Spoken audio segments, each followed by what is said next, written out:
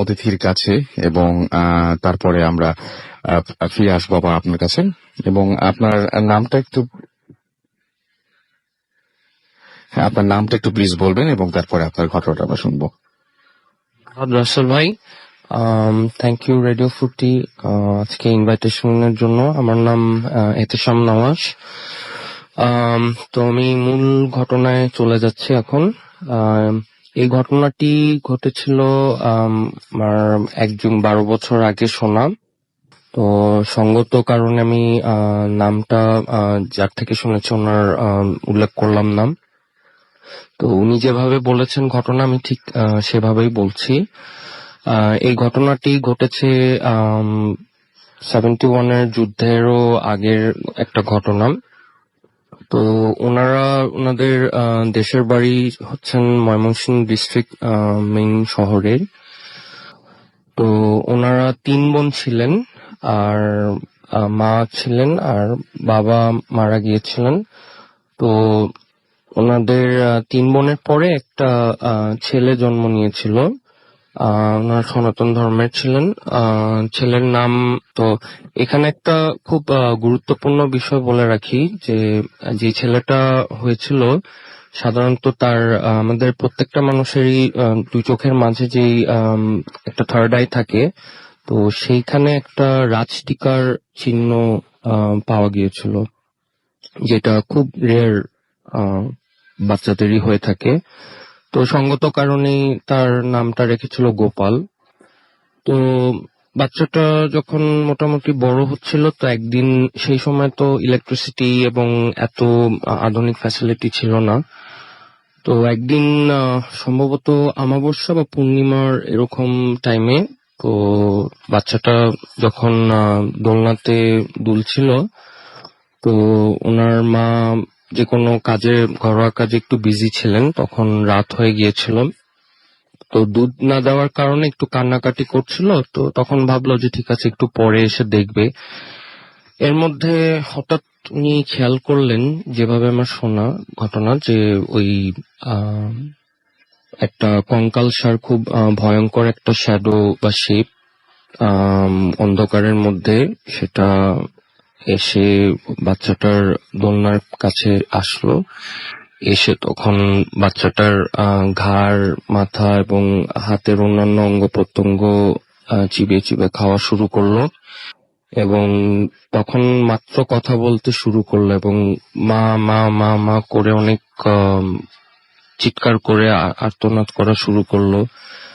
আর তখন যখন উনি টের পেলেন যে এটা, এসে যখন দেখলো যে চরম খুব বিভৎস একটা দৃশ্য দেখলো, যে বাচ্চাটা একদম যেরকম ব্লেন্ডারের মধ্যে মাংস আপনি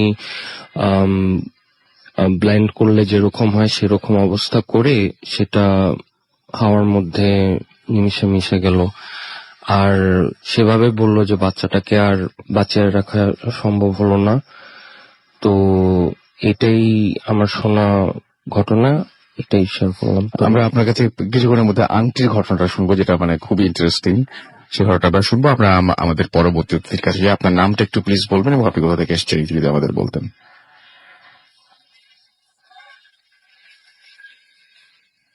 থ্যাংক ইউ রাসেল ভাই, আমি অমিত, নারায়ণগঞ্জ থেকে।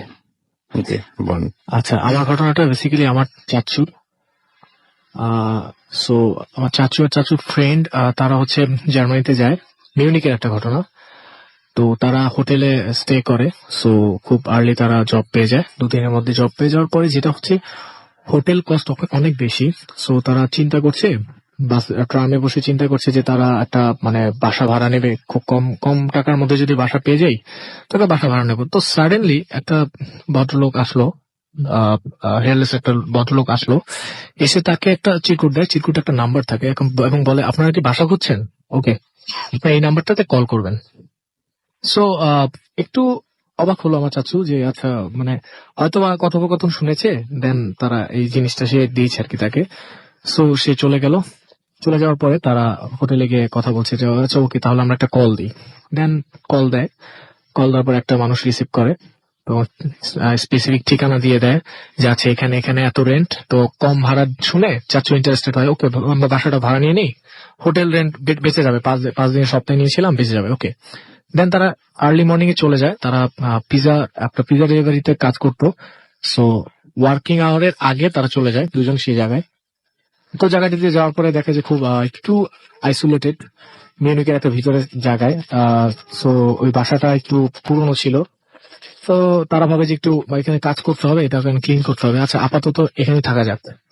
তো তারা গিয়ে দেখে ডোরটা খোলা। তো তারা ঢুকলো, ঢোকার পরে দেখলো যে একটু হালকা পাতলা ময়লা টয়লা আছে, সবকিছু রেডি, বেড ওয়ার্ডরোব সবকিছু আছে, কিন্তু লোকটাকে খুঁজে পাওয়া যাচ্ছে না। দেন আবার কল দিল, কল ঢুকছে না। দেন লোকটি আচমকা সেই টার্মে যে লোকটি ছিল, দেখা করেছিল, যে নাম্বারটা দিয়েছিল, সেই লোকটি দরজার মেইন ডোরের বাইরে, ভিতরে ঢুকছে না। সে বাইরে থেকে বলছে হ্যালো। সো তারা বাইরে গেল, তো বলতেছে প্লিজ কামিং, সে ঢুকছে না ভিতরে। ওকে, তখন বাইরে গিয়ে ওই সামনে একটা ছোট বাগানের মতো ছিল, সেখান থেকে টাকা পয়সা দিয়ে সবকিছু ঠিকঠাক করলো, ওকে আমরা এখানে থাকবো আজকে থেকে। সো তারা থাকা শুরু করলো। তো দুই বন্ধু ওয়ার্কিং আওয়ার ছিল 12 ঘন্টা। সো চাচ্চু নাইটে আসে, তো আমার চাচুর বন্ধু চলে যায় ওয়ার্কিং আওয়ারে। তারপর যেটা হয়, ওই চাচ্চু মানে ঘুমিয়ে যায়। ঘুমিয়ে যাওয়ার পরে খুব টায়ার্ড, এখন জার্মানিতে তো নর্মালি অনেক ঠান্ডা হয়। সো হিটারটা হঠাৎ করে মানে টেম্পারেচারটা আপ হয়ে যায়, খুব ঠান্ডা লাগতে শুরু করে। তো চাচু হঠাৎ করে ঘুমটা ভেঙে যায়, যে কি হলো, হিটারটা কি নষ্ট হয়ে গেল নাকি। হিটারটা চেক করলো, চেক করার পর দেখছে না, হিটার ইজ ওকে। দেন যেটা হয়, চাচু আবার হিটারটা ঠিক করে শুয়ে পড়ে। হঠাৎ একটা বাজে গন্ধ চাচুর আশেপাশে মনে হচ্ছে মুভ করছে গন্ধটা। তো চাচু আবার উঠে স্প্রে করে দেয়, যেহেতু চাচু ভাবছে পুরন বাসা, হয়তো বা একটু ক্লিনিং করার পরে হয়তো বা ঠিক হবে। তো আবার শুয়ে পড়ার পর যেটা হয়, আবারও সেই গন্ধটা মানে নাড়াচাড়া দিতে থাকে। দেন যেটা হয় উইয়ার্ড জিনিসটা, সেটা হচ্ছে চাচু কানের আশপাশ দিয়ে একটা হুইসপারিং শব্দ যাচ্ছে, please take my wife into graveyard, please take my wife into graveyard. চাচু লাফ দিয়ে উঠে যে এটা কি, মানে আমি স্বপ্ন দেখলাম নাকি আসলে কিছু শুনলাম। তো চাচু আবার নিজেকে একটু পানি টানি খেয়ে আবার শুয়ে পড়ে। শুয়ে পড়ার পরে আবারও সেই গন্ধটা আসতেছে, এবং আবারও বলছে please take my wife into graveyard, please take my wife into গ্রেভিয়ার।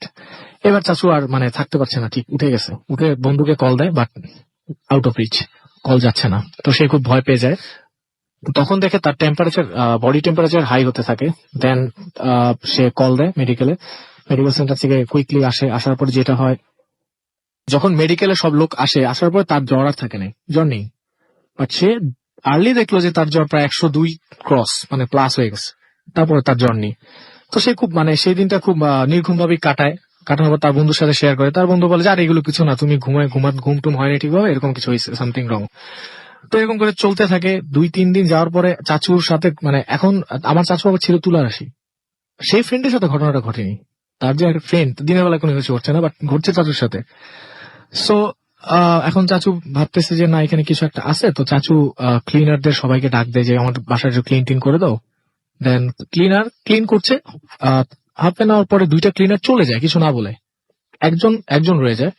তো বলতেছে যে 2জন কোথায় গেল, কয় না তারা নাকি বলতেছে সামথিং রং, এখানে আমি কাজ করবো না। তো তারা টাকা টুকা না নিয়ে চলে গেছে। তো দেন ওই একজন যে ছিল সে ঘরের একটা কোনায় কার্পেটটা উঠায়। দেন সেখানে একটা ভাঙা কাঠের মতো ছিল ফ্লোর। কাঠটা উঠানোর পরে, যেটা উডেন ফ্লোর, জার্মানিতে ম্যাক্সিমাম উডেন ফ্লোর, কাঠটা যখন উঠায় তখন সেখানে একটা স্কাল পাওয়া যায়, স্কালার ফুল বডি মানে একটা কঙ্কাল পাওয়া যায়। সো সে সেটা দেখে খুব মানে ভয় পায়। তারপর হচ্ছে আমার চাচু পুলিশকে কল দেয়, যেখানে এমন একটা ফুল বডি পাওয়া গেছে, ওখানে এটা কি। তারপরে হচ্ছে পুলিশ আসার পরে বলতেছে যে এখানে আচ্ছা ঠিক আছে, আপনার এত কিছু জানা দরকার নেই, আপনি এই বাসায় কাঠ কিনে নিয়েছেন, কল দেন। দেন সেই লোকটাকে কল দেয়, বাট কল ঢুকছিল না, কলটা বন্ধ, ফোন নাম্বারটা বন্ধ। তারপর পুলিশ সেটাকে নিয়ে গিয়ে ব্রিউচার অনুযায়ী গ্র্যাভিয়ার্ডে দিয়ে দেওয়ার পরে চাচু আর চাচুর বন্ধু ঠিক করলো এই বাসায় থাকা যাবে না, এইরকম যদি ঘটে এই বাসায় থাকা যাবে না। তারপর তারা ডিসাইড করলো, তন্মুহূর্তে যেটা হয়, আমার চাচু ইন্টারেস্টিংলি পুলিশদের কল দেয় যে আচ্ছা আপনার এখানে যে মানে কি জিনিসটা কি, ব্যাপারটা কি হয়েছে। পরে পুলিশ যেটা বললো সেটা হচ্ছে এখানে একটা মেন্টালি ডিসঅর্ডার এক লোক বাস করতো, যে তার ওয়াইফকে মানে মেরে, তারা গেস করছিল তার ওয়াইফের লাশটা পায়নি, তারা গেস করছিল এটাই তার ওয়াইফের লাশটা, ফাইনাল পাওয়া গেছে। তখন চাচু বলছে তার হাজবেন্ডটা কি করেছিল। বলতেছে তার হাজবেন্ড তাকে মেরে মেন্টালি ডিসঅর্ডার যেহেতু সে রোডে গিয়ে অ্যাক্সিডেন্ট করে মারা যায়, সুইসাইড করে আর কি। সুইসাইড করার পরে সে চলে যায়। আচ্ছা ঠিক আছে, তো আমার চাচু এরকম সামহাও ছবিটা দেখতে পায়। দেন যেটা হয়, ছবিটা ওই যে লোকটা টার্মে মানে আপনার ফোন নাম্বারটা দিয়েছিল সেই লোকটাই তার হাজবেন্ড। সবচেয়ে মজার কথা, এর আগে এই বাসায় অনেকে ছিল, কেউ থাকতে পারেনি একদিন পরে। আর চাচুরা যেহেতু এক সপ্তাহ টানা ছিল, যার কারণে এই জিনিসটা বের করতে পারছে যে এখানে একটা লাশ ছিল বা সামহাও। তো তারা দুজন ব্যাগ এন্ড ব্যাগেজ নিয়ে চলে যায়। তো যখন টার্ন নেয়, মিউনিক থেকে টার্ন নেয়, হামবার্গের দিকে টার্ন নেয়, তখন যেটা হয়, ওই লোকটা, যেই লোকটা আপনার ট্রামে কার্ডটা দিয়েছিল, সেই লোকটা আপনার একটা প্লে কার্ড নিয়ে দাঁড়িয়ে থাকে, thank you for your kindness. আমার চাচু দেখে, বাট আমার চাচু ফ্রেন্ড দেখতে পায় না। তো চাচু ফ্রেন্ডকে বলছে, তুই দেখতে পাচ্ছিস, থ্যাংক ইউ দিছে আমাদেরকে, বাট সে বলে কিছুই দেখতে পায় না, ফরগেট অ্যাবাউট ইট। এরকম করে কি চলে যায় তারা। এটাই ছিল ঘটনা আমার। ওকে, থ্যাংক ইউ ভেরি মাচ। এটা তো আপনার নিজের চাচুর ঘটনা, রাইট? আচ্ছা, ওকে। আমরা পরপর দুটো ঘটনা শুনলাম, যারা আমাদের সঙ্গে আছেন তাদেরকে অনেক অনেক ধন্যবাদ। এবং আমি দেখতে পাচ্ছি যে অনেকেই আমাদের SMS করছেন। মৌমি আমাদের SMS করেছেন, এবং মৌমি ইসলাম জ্যাকলিন নাটক থেকে SMS করেছেন। অনেক খুলনা থেকে SMS করেছেন, খুলনা স্টার হল। এবং আমাদেরকে সবুজ টাঙ্গাইল থেকে SMS করেছেন, খুলনা থেকে আনোয়ার এবং তার ওয়াইফ ফরিন SMS করেছেন। নাইম আমাদের ফাহিম আমাদের খুলনা থেকে SMS করেছেন। এছাড়াও শুভ আমাদের SMS করেছেন নাটোর থেকে। এছাড়াও আমাদেরকে অয়ন SMS করেছেন আমাদেরকে দেখতে পাচ্ছি এসকে পারভেজ। এছাড়াও সালমান SMS করেছেন আমাদেরকে SMS করেছেন আসিফ ইসলাম বাড্ডা থেকে। এছাড়াও আমাদেরকে খুলনা থেকে দেখতে পাচ্ছি আচ্ছা মাহবুব আমাকে SMS করেছেন আমাদেরকে সুমন রয় সহ আরো অনেকে। তো যারা আপনারা SMS করতে চান তারা চলে যান মোবাইলের মেসেজ অপশনে এবং সেখানে গিয়ে টাইপ করুন ফুর্তি ফুর্তি স্পেস দিয়ে লিখুন আপনার নাম, স্পেস দিয়ে আপনার মেসেজ পাঠিয়ে দিন 9840 নাম্বারে। আমরা অন্য একটা ঘটনায় যাব এবং এই ঘটনাটা আমি একটু পড়ে শোনাচ্ছি। যিনি লিখেছেন তিনি যেভাবে লিখেছেন সেভাবে পড়ছি। যে আসসালামু আলাইকুম রাসেল ভাই, দিস ইজ জান্নাত। আমি আপনাদের শো এর অনেক পুরনো লিসনার, একদম শুরুর ইয়ার থেকে শুনি। যাই হোক, আমি আসতে পারবো না এবং আমার সাথে ঘটে যাওয়া একটা ঘটনা আমি মেইল করছি, ভালো লাগলে পড়ে শোনাবেন। ঘটনার কত বছরটা ঠিক আমার মনে নেই। এটা ভূত এফএমের শুরুর ইয়ার ছিল এবং ঘটনার রাতে আমি ভূত এফএম শুনছিলাম। সুমন ভাইয়ের ভাগ্নির একটা ঘটনা নিশ্চয়ই মনে আছে আপনার রাসেল ভাই। আমি ভূত এফএম শোনার পর ঘুমিয়েছিলাম, আর ওই রাতে আমার বড় আপু ভূত এফএম শুনেনি, আগেই ঘুমিয়ে যায়। আমার সাডেনলি আমার ঘুম ভেঙে যায় এবং কয়টা বাজে তখন মনে নেই, বাট অবভিয়াসলি রাত 2টার বেশি। ভূত এফএম শোনার পরে আমি ঘুমিয়েছিলাম। আমি আর আমার বোন বেডে লম্বা হয়ে শুই এবং আমার দিকটায় আমি শুয়েছিলাম এবং পাশেই ছোট একটা বক্স চেয়ার ছিল। আচ্ছা, একটা ছোট বক্স চেয়ার, আর পাশেই আমার বড় আপুর পড়ার টেবিল। আমার জানালার দিকে পা দিয়ে আমি শুয়েছিলাম এবং চেয়ারটা ছিল পায়ের দিকে, সো জানালার বাইরের আলো পড়েছিল চেয়ারটায়। ওইখানে আমি হঠাৎ দেখলাম যে খুব মোটা লম্বা লোমশ একটা কিছু বসে আছে, যার হাইট বসা অবস্থাতেও অনেকটা ধারণা মানুষের মতন, এবং তার চোখগুলো খুব লাল ছিল। তারপর জিনিসটা আমার দিকে ঘুরে তাকিয়ে আমার দিকে দাঁড়ালো এবং তখন জিনিসটাকে পুরো আমার সিলিং এর সমান লম্বা মনে হলো। এবং আমাদের এখানে বলে রাখতে চাই যে আমাদের বাসাটা একতলা ছিল এবং বাসাটা যুদ্ধের অনেক আগের। সো অন্য পুরনো বাসার মতোই আমাদের বাসার সিলিংও অনেক উঁচুতে ছিল। জিনিসটা আমার গলা চেপে ধরলো, আর আমি ভয়ে নাকি কি জন্য আমি জানি না, বাট মুভ করতে পারছিলাম না আমি ওই সময়টা। তখন আমি তখন আমি সূরা পড়তে শুরু করলাম এবং ঠিক ওই সময় আমার আপুর হাত আমার হাতে লাগে এবং আমাকে জিনিসটা ছেড়ে দিয়ে চলে যায়। অনেকটা বোমা ধরার মতো ব্যাপারটা আর কি। এবং আমি রুমের যে উইন্ডো খোলা থাকে এবং অলওয়েজ পাশেই অনেক বড় একটা আম গাছ সেটা দেখা যায়। এবং আমি তখন আপুকে ডেকে রুমের লাইট অন করে দিলাম এবং লাইট অন করার পর আপু দেখে যে বুঝতে পারে যে আমি অনেক ভয় পেয়েছি সামহাউ। সো আমাকে আর কিছু না বলে জাস্ট সিচুয়েশনটা নর্মাল করার পর ঘুমোতে বলে। ওই দিন রাতে আমি অনেকক্ষণ জেগে থাকি, পরে আজানের পর ঘুমাই। সো সকালে উঠে উঠতে আমার অনেক দেরি হয়। পরে আপু দুপুরের দিকে আমাকে জিজ্ঞেস করে যে কি হয়েছিল, আমার গলায় অনেক ব্যথা ছিল আর কোনো এবং এবং কোনো হাতের এবং কোনো হাতের ছাপ ছিল না, বাট লাল হয়েছিল জায়গাটা। এবং আমি আপুকে সব বলি এবং আসল ইন্টারেস্টিং কাহিনীটি এরপরে। আপু আমার কথা বিলিভ না করে না, বিকজ আপু অনেক সাহসী আর আমি অনেক অল্পতেই ভয় পেয়ে যাই। ভাবতো যে এমনি হয়তো আমি কোনো স্বপ্ন টপ্ন দেখে ভয় পেয়েছি, বাট আপু আমার গলার লাল দাগটা দেখেছিল। আর আরো ইন্টারেস্টিং ব্যাপারটা সে ওই দিন যে সকালবেলা আম্মু আপুকে বলল যে রাত 3:30 দিকে আম্মুর ঘুম ভেঙে যায় একটা স্বপ্ন দেখে। আম্মু দেখে যে ওই রকম একটা লম্বা মোটা লোমশ একটা ফিগার সে রাতে আমাদের দিকে দাঁড়িয়ে আছে এবং হাত বাড়িয়ে আমার গলা চেপে ধরছে।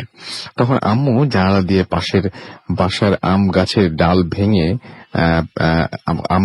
আমাদের দিকে মানে জানালার দিকে ছুড়ে দেয় আর কি, এবং জানালার দিকে ভেঙে পিটিয়ে জানালার ওই দিক দিয়ে বের করে দেয়। এবং জিনিসটাকে এই স্বপ্নটা দেখার পরে আম্মুর ঘুম ভেঙে যায় এবং আম্মু আমাদের সাথে ঘটে যাওয়া ঘটনাটাও ঠিক আম্মুর যে ঘটনাটা সেই একই সময়ে ঘটে।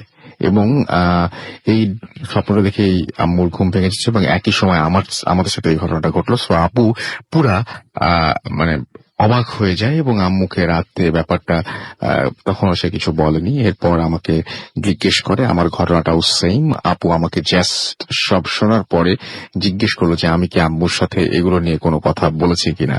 এরপর আমাকে নিয়ে আম্মুর কাছে যায় এবং আম্মুকে জিজ্ঞেস করে যে আম্মু স্বপ্নের ব্যাপারটা বলেছে কিনা আমাকে। তখন আম্মু আপুকে ইশারা করে জানায় যে সামনে কেন বলছে বা ওর সামনে কেন বলছে, মানে আমি ভয় পেয়ে যাবো এরকম একটা ব্যাপার। এবং আপু আমাকে আমার কথা বিলিভ করে এবং আম্মুকে আমার ঘটনার কথা বলে। বাট আমি তখনও জানতাম না যে আম্মু এই স্বপ্ন দেখেছিল। আমাকে পরে আপু বলে যে আম্মু এই একই স্বপ্ন দেখেছিল। যাই হোক, ওইটা ছিল আমার লাইফের ফার্স্ট ঘটনা। তখন আমি স্কুলে পড়তাম, অনেক ভয় পেয়েছিলাম। পরে মানে এরকম আরো কিছু ঘটনা ঘটে, বাট ছোট ছোট কিছু ঘটনা আমাদের বাসায় হয়েছিল। এবং এখন ওই বাসাতে আমরা থাকি না, বাসাটা খালি আছে এবং আমাদের পুরনো জিনিস রাখা হয়েছে ওই বাসাটায়। তো প্রায়ই যাওয়া হয় ওইখানে। আর এখন কেমন যেন একটা ছমছমে একটা ভাব থাকে বাসাটার মধ্যে। তো এই ছিল ঘটনা এবং এই ঘটনাটা আমরা শোনালাম। আমরা একটা আংটির ঘটনা শুনবো ছোট্ট, এবং তারপরে আমরা একটা ব্রেকে যাবো। আমরা আবারও চলে যাচ্ছি আমাদের প্রথম যে আমাদের অতিথির কাছে। এবং আপনার নামটা প্লিজ আরো একবার বলবেন। এবং আপনার কাছে আমরা সবসময় অনেকেই শখ করে ডায়মন্ড রিং পরি, এবং যিনি এখন ঘটনা বলছেন তিনি একটু অ্যাস্ট্রোলজিও জানেন এবং হাত দেখতে পারেন তিনি, এবং এই সমস্ত গ্রহ নক্ষত্রের ব্যাপার বা কোন জেম পড়া যাবে না যাবে এটা সম্পর্কে তিনি বেশ ভালো জানেন। এবং তিনি যেরকম বলবেন এখন আপনাদেরকে, ঠিক একইভাবে অনেকেই আমিও খুব বিশ্বস্ত জায়গা থেকে শুনেছি যে আসলে আমরা ডায়মন্ড যেরকম পছন্দ করি সবাইকে নাকি ডায়মন্ড স্যুট করে, রাইট? আমি কি ঠিক বললাম? জি, ঠিক বলেছেন, ধন্যবাদ ভাই। Thank you. এবং এই ডায়মন্ডের যদি আবারও মানে অনেক সময় আপনি যেটা বলছেন আপনার ঘটনাটা অনেকটা এরকম যে আমার কোন একটা আংটি, কোন একটা জেইম আছে হয়তো সেটাতে, সেই আংটিটাও অন্য কেউ হয়তো ব্যবহার করেছিল, তারপর যদি আবার আমার কাছে আসে ততক্ষণে সেই আংটিটা পিওরিটি নষ্ট হয়ে যেতেও পারে, রাইট? তার মধ্যে ডেফিনেটলি এটার কিছু খারাপ কিছু র্যাডিক্যাল প্রভাব অবশ্যই থাকতে পারে। কেউ হয়তো এটা এমনও করতে পারে যে কিছু কুফরি কালাম বা ওই ধরনের কিছু জিনিস করার। ধন্যবাদ রাসেল ভাই আমাকে। আপনার আংটিটা তো আগে আপনাদের কাছে ছিল, পরে বাইরে গেছিল। জি, কারণ এটা 23rd of জুলাইতেই যেই মাধ্যম দিয়ে আমাকে দেওয়া হয়েছিল। তো আমি মূল ঘটনাতে এখন যাচ্ছি। তো আংটিটা প্রথমে পরার পরে মানে যেই সিমটমস গুলো হলো, বাসায় আসার পরে ফার্স্টেই আরেকটা ডায়মন্ডের রিং ওই রাতেই হারিয়ে গিয়েছিল। তারপরে সেফটি সিকিউরিটির কারণে আমি সেটা কয়েকদিন পরিনি। তো তারপরে হঠাৎ যখন একটা আংটি চলে গেল, এরপরে আমি কিছু আশ্চর্য রকম কিছু স্বপ্ন দেখা শুরু করলাম, যে প্যারানর্মাল যে স্বপ্নগুলা, যেগুলোর কোনো এখনো সায়েন্টিফিক কোনো এক্সপ্লেনেশন নাই আমার কাছে। তো সেই স্বপ্নগুলা এতই ভয়ঙ্কর যে বলার অপেক্ষা রাখে না। তো তখন আমি এক এরকম যে জেমের ডিল করতেন, তো ওনার কাছে, উনি সবসময় আজমির থেকে জেমটা মানতেন, তো আমি ওনাকে বিশ্বাস করে দিলাম যে আপনি এটা রাখেন, আমি সময় হলে পরে নিব। তো যখন ওটা দেওয়ার পরে আম, আমি ইচ্ছা করে তখন বাসায় আংটির ব্যাপারটা ওভাবে আর ডিসক্লোজ করিনি, কিন্তু বুঝতে পারছিলাম যে এটা আমার ফিজিক্যালি ফিট করছিল না, আরো কিছু খারাপ হচ্ছিল। তো মেইন যে ব্যাপারটা, ঠিক আজ থেকে 2 সপ্তাহ আগের ঘটনা বলি। তো সেখানে যখন আমি আমি দেশের বাইরে গিয়েছিলাম, আসলাম। তো পরে যখন আমাকে খুব পিয়ার প্রেসার দিচ্ছিল যে আংটিটা কোথায়, তো আমি অনেক কষ্ট করে সেটা আবার যখন রিকালেক্ট করলাম, তো দেখলাম যে ওটার রংটা অলরেডি একটু পেল হয়ে গিয়েছিল। পেল হয়ে যাওয়ার পরে আমি তারপরেও আমার প্রথম কাজ ছিল যে আমি বাবার কাছে নিয়ে যাব। তো আংটিটা যখন আমি পাওয়া মাত্রই বাবার কাছে যেতে যাচ্ছিলাম, যাওয়ার পরেই আমাদের বিজনেস যেই প্রেমিসেসে যাওয়ার পরে শুনলাম যে আব্বুর আপনাদের জন্য খবরটা দেন। এমপ্লয়ি খবরটা দেন যে আব্বুর নাকি সিভিয়ার একটু হার্ট অ্যাটাক করেছে, চেস্টে চরম পেইন। ওই মুহূর্তে আমি প্রচন্ড ভয় পেয়ে যাই যে এর আগে কখনো কিছু হয়নি, বাট জাস্ট এক্স্যাক্টলি আংটিটার পাওয়া মাত্র এই ঘটনাটা ঘটার পরে তারপরে বাবাকে অ্যাম্বুলেন্সে উঠানো হয়। উঠে তখন ডাক্তার বলে যে ন্যাশনাল হার্ট ফাউন্ডেশনে নিয়ে যাওয়ার জন্য। তো সবচেয়ে ভয়ঙ্কর ঘটনা হচ্ছে রাসেল ভাই, যে আমি আমার এই শর্ট লাইফে কখনো সামনে দিয়ে কখনো মানে মানুষ যে মারা যায়, এই সিনটা কখনো আমার আমি দেখার সুযোগ এরকম হয়নি। দুর্ভাগ্য হয়নি, এত দুর্ভাগ্য আমার সেটাই, হয়নি সেটাই। এত ডিজাস্টারের পরেও। তারপরে যখন ওখানে নিয়ে শিফট করা হলো, আমি অ্যাম্বুলেন্সে চলাকালীন, কারণ এই আংটিটার কারণে অনেক কার্স, অনেক আমার কাছে মনে হলো যে একটা অভিশপ্ত ব্যাপার হয়তো অলরেডি গ্রাস করে হ্যাঁ, ফেলছে। মানে আপনি যে সন্দেহ করেছিলেন তাই হলো, যে আংটিটা প্রথমে নিশ্চয়ই আপনাদের জন্য সৌভাগ্য নিয়ে এসেছিল প্রথমে, right? প্রথম দিকে সৌভাগ্য এনেছিল, কিন্তু তারপরে যখন সিমটমস গুলা দেখলাম যে অন্য রিভার্সাল হওয়া শুরু করলো, মানে একের পর এক কিছু right. ভয়ঙ্কর কিছু লুসিড ড্রিম বা যে স্বপ্নগুলো আমি দেখতে চাইনি, এমন এমন কিছু স্বপ্ন দেখা শুরু করলাম। তো ওই মুহূর্তে আমি ভাবলাম যে হয়তো এটা আপাতত আমি আমার জন্য সুটেবল না দেখে আমি সেফ জায়গায় দিয়ে রাখলাম। ফাইন। আপনার এটা, এই যে আংটিটা হাতে পাওয়ার কয়েকদিনের মধ্যে থেকে আপনার লাইফের এরকম মানে নেগেটিভ ঘটনাগুলো ঘটতে শুরু করলো? ঠিক 7 থেকে 14 দিনের মাথায় এই ঘটনাগুলা ঘটা শুরু হয়। এগুলো একেবারে আপনার লাইফে নতুন, একেবারে একদম সম্পূর্ণ একদম নতুন। সম্পূর্ণ হ্যাঁ, নতুন। কারণ যেগুলা ঘটনাগুলো দেখছিলাম, মানে এগুলার সাথে আগের কোনো, কারণ এর আগে পর্যন্ত ভালো ছিল। কারণ আমি যখন আমার একটা গ্রিন কালারের সেটা নামটা আমার এখন মনে আসছে না, মুনস্টোনও ঠিক না, তবে এমারাল্ড পাথরটা আমার জন্য সুটেবল ছিল, কিন্তু সেটা যে কোনো কারণে আমাকে খুলে রাখতে হয়েছে। তো যখন এই আংটিটা পাওয়ার পরে পরে আমার বাবা যেহেতু বলছিল যে আমিও এখানে একটা ছোট্ট স্টোরি বলে নাই, যে এরকম বাবারও আমার এরকম ইয়াং কালে একবার একটা আংটি একজনকে দিয়ে দেওয়ার পরে সেটা আবার 3 দিন ঘোরার পরে আবার আমার দাদিকে দিয়ে দিয়েছিল। তারপরেও কিছু কিছু ফ্যামিলিতে এরকম প্রবলেম হয়েছে। তো সেই কার্মিক প্রসেসটাই হয়তো আমার উপর দিয়ে এত বছর পর আসলো, যেটা আমি জানতামও না। তো তখন যখন আমি আংটিটা দেওয়ার পর আমি ডক্টরকে খালি বললাম যে একটু আব্বুকে পরিয়ে দিতে, যে কোনো কারণে যদি সে তার ব্রিদিং এর সমস্যা যাতে না হয়। তো ওই রাতে রাসেল ভাই আমি সারা রাত হসপিটালের ফ্লোরে শুয়েছিলাম। আমি এতই ভয় পেয়ে গেছিলাম, হয়তো কানতে কানতে। আর কিছু মানুষ আমাকে অনেক সমবেদনা দিচ্ছিল প্র্যাকটিক্যালি। তো তখন আমি একবারই বললাম যে যদি কোনোভাবে যদি আমি মানে ইনকেস মারাও যেতাম, তার ইন রিটার্ন যদি আমার বাবা বেঁচে থাকতো, তাও মানে সেরকম একটা সিচুয়েশনে ওই থার্সডে নাইট চলে গিয়েছিল। এন্ড সেখান থেকে তারপরে আমি চিন্তা করলাম যে না, এখন আরেকটু এটাকে হয়তো কিছু, এটার কুফরি কালাম বা কোনো খারাপ র্যাডিক্যাল প্রভাবগুলো আছে, হুম হুম। সেটা আমি আরেকজনকে দিলাম, যেটার পরীক্ষা নিরীক্ষা করে মানে ঠিকঠাক আংটিটা করে এখন আপনার কাছে নাই, আপনি পাঠিয়েছিলেন আমি ওইটা দিয়েছি পিউরিফাই করার জন্য। পিউরিফাই করার জন্য, যেটা ঠিক হয়ে আসলে দেন Right. আমি এটা দিয়ে, এটাই ছিল আমার ঘোষণা। অনেক ধন্যবাদ আপনাকে, এবং আমরাও দোয়া করি যে আপনাদের যে খারাপ প্রভাবটা আপনি মনে করছেন সেটা কেটে যাক। আমি দেখতে পাচ্ছি আমাদের এখানে তৈমুর SMS করেছেন শেওড়াপাড়া থেকে, এবং তার কাছে এখনো পর্যন্ত ভয় লাগেনি, যদিও তিনি তাই লিখেছেন। এছাড়াও আমাদেরকে দেখতে পাচ্ছি যে ভয় পাচ্ছে এটা লিখেছেন, তার পরপরই পরের SMS এ আনন্দ বিএন স্কুল চট্টগ্রাম থেকে। এছাড়াও আমাদেরকে তুর্য মগবাজার থেকে লিখেছেন যে অস্থির স্টোরি ছিল। অমিত দা, আচ্ছা অমিত পল আমাদের SMS করেছেন, শুনতে ভালো লাগছে তার কাছে। এছাড়াও আমাদেরকে কণা রংপুর থেকে SMS করেছেন। চৈতি আমাদের SMS করেছেন। টুনি আমাদেরকে SMS করেছেন, তারা তিনি এবং তার ভাইয়া একসাথে শুনছেন, তারা ভয় লাগছে। রাজীব এবং লোপা রামপুরা থেকে শুনছেন, এবং সেকেন্ড স্টোরিটা তার কাছে ভালো লেগেছে খুব। SH আবরার আমাদের SMS করেছেন, এবং SMS করেছেন আমাদেরকে দেখতে পাচ্ছি সাহসী ইমরান হালি শহর থেকে। এছাড়াও খুলনা থেকে আনোয়ার এবং তার ওয়াইফ আফরিন SMS করেছেন, এবং SMS করেছেন আমাদেরকে অন্তর, SMS করেছেন অনিক, এবং আমাদেরকে SMS করেছেন, আচ্ছা তিনি বলছেন যে খুলনায় ভূত FM কবে হবে, খুব দ্রুত। আমাদেরকে এছাড়াও দেখতে পাচ্ছি দোলা দত্ত SMS করেছেন টাঙ্গাইল থেকে। মোবারক চট্টগ্রাম থেকে SMS করেছেন। SM সুজন আমাদের SMS করেছেন। SMS করেছেন রশিদ মিরপুর থেকে। ঐশী নেত্রকোনা থেকে আমাদের SMS করেছেন। এছাড়াও রিফাত কুমিল্লা থেকে।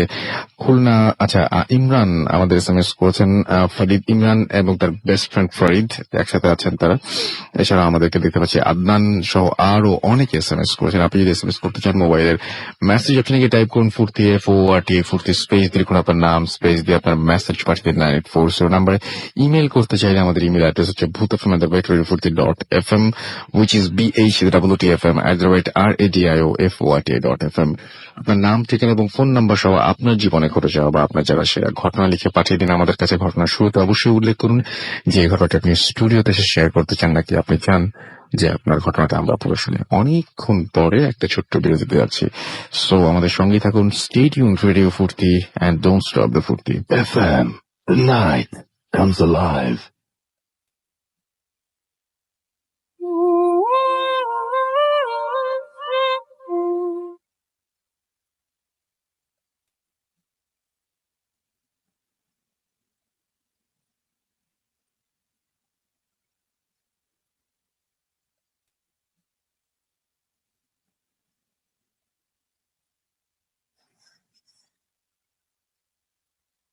হ্যালো ভাইয়া, জিজ্ঞেস করবেন আপনি কেমন আছেন, কারণ সত্যি ভালো বলে। তো আমি আসলে ইংল্যান্ডে লন্ডনে আছি, তো আমার পক্ষে আসলে স্টুডিওতে এসে ঘটনা শেয়ার করাটা পসিবল না আমার পক্ষে। তো আমার লাইফে যে ঘটনাটা ঘটে গেছে সেটা ব্যাপারে শেয়ার করতে যাচ্ছিলাম। তো আমি ঘটনা স্টার্ট করছি। তাই আপনারা হয়তো অনেকেই জানেন যে London is called the city of underground. এখানে এত বেশি train station plus different kinds of train line আছে যে মানে পুরা আন্ডারগ্রাউন্ড যতটুকু বলা যায় পুরোটাই আন্ডারগ্রাউন্ড দিয়ে কভার করা। কজ যারা লন্ডন সিটিতে আছেন বা সিটির আশেপাশে আছেন তারা জানেন যে মানে সিটিটা কতটা মানে রোড গুলো কতটা বেশি কনজেস্টেড। সো পিক আওয়ারে এত large kind of amount of population মানে ট্রাভেল করা is quite hard without underground. তো স্টুডেন্ট এবং আমি জবও করি, সো আন্ডারগ্রাউন্ড ইউজ করা আমার জন্য মানে খুবই ইউজুয়াল একটা টপিক। কারণ মোটামুটি গত 3 বছরে কোনো প্রবলেম হয় নাই। আমি যে এটা থাকি এটার নাম বার্নডক। এটা নর্দার্ন লাইনের একদম শেষের দিকে, নর্থ সাইডে, নর্থ লন্ডনের দিকে। তো জোন 4-এ পড়ছে। তো যেটা ঘটনা, আমি কাজ করি ওয়াটারলুতে। তো ওয়াটারলু থেকে আমার বাসা মোটামুটি 46 মিনিটস বাই ট্রেন। তো অ্যাজ এ আমি রেস্টুরেন্টে কাজ করি, সো এই সময় দেখা যায় ম্যাক্সিমাম দিন আমার ক্লোজ করতে করতে একটু লেট হয়ে যায়। তো যদি চিকেন আমার দিন পরে ওইদিন আমার মোটামুটি 12টা, 12:30 একটা বেজে যায় সব কাস্টমার তারপরে সবকিছু সেট আপ করতে করতে। তো আমি আমার ঘটনায় চলে যাই। তো যে দিনের ঘটনা ওই দিন ছিল সানডে। তো সানডে নাইটে ট্রেনগুলো একটু আগে ক্লোজ হয়ে যায়। মানে স্টেশন গুলো আগে ক্লোজ হয়ে যায়, কজ সানডেতে সবকিছু অফ থাকে, প্যাসেঞ্জার ওরকম থাকে না। তো আমি যথারীতি কাজ শেষ করছি ওই দিন, মোস্ট অফ 11:30টার সময়, 11:30টার কাজ শেষ করে এরপর আমি যখন ওয়াটারলি স্টেশন থেকে ট্রেনে উঠি, ওখানে ক্যাচ করি, তখন অলমোস্ট 12:30 সামথিং। তো ওইটা ছিল মোটামুটি লাস্ট বা তার আগের train, I am not sure about that. Cause আমার এখানে যেতে যেতে দেখা যায় সবগুলো ট্রেন লাস্ট পর্যন্ত যায় না, কিছু ট্রেন আগেই থেমে যায়। তো যেটা হয়েছে সেটা মানে ওই দিন যেটা হয়েছে যে আমি ট্রেনে উঠলে আমার স্টপেজ পর্যন্ত যেতে যেতে দেখা যায় আমি সবসময় ওখানে পাই না, সানডে আমি কোয়াইট, সো আরো পাওয়া যায় না। সেন্ট্রাল লন্ডনে হয়তো বা একটু বিজি থাকে, যখন আমি ওয়াটার থেকে উঠি তখন হয়তো বাচ্চারা যে স্ট্যান্ডার্ড থাকে তাদের শেষের দিকে ট্রেনগুলোতে। তো বার্নডক যাওয়ার 2 স্টপেজ আগে মোটামুটি, হ্যাঁ, ওই দিনে আমি দেখলাম যে আমি একদম বসেছিলাম ফার্স্টের দিকের বগিতে, মানে মানে ফাইবারের ঠিক পিছনের বগিটাতে। ওই দিন যেটা হলো যে 2 স্টপেজ আগে থেকে আমার গ্যারেজে কোনো প্যাসেঞ্জার নেই, আমি ছাড়া, আমি একা বসা। তো ও ভালো কথা, তার আগের দিন হ্যালোউইনের রাত ছিল। মানে এই জিনিসটা বলে কেন করছি, মানে একটু পরে শুনলে বুঝতে পারবেন। তো যেটা হলো যে আমি পরে ইতে গেলাম, আমার গ্যারেজে কোনো প্যাসেঞ্জার নেই। আমি বসে আছি, হঠাৎ করে দেখলাম ট্রেনের লাইট গুলো চলে গেল। ট্রেনের লাইট গুলো চলে যায়, মাঝে মধ্যে দেখা যায় যে হঠাৎ করে গেলে 1 সেকেন্ডের জন্য চলে যাবে, ওই দিন গেল 3 সেকেন্ডের মতো থাকলো, মানে পুরা ডার্ক, এরকম হয় না normally। আর ট্রেন টানা লেগে চলে যাচ্ছিল। তো তখন যেটা হলো যে ট্রেন টানা লেগে যাওয়ার সময়, দেরি করার সময়, আমি খেয়াল করলাম যে 3 সেকেন্ডের মধ্যে লাইট অফ হয়ে গেছে, 3 সেকেন্ড বা 4 সেকেন্ড পরে লাইট আসলো। তখন আমি সেটা দেখে অবাক হলাম, মানে I was really literally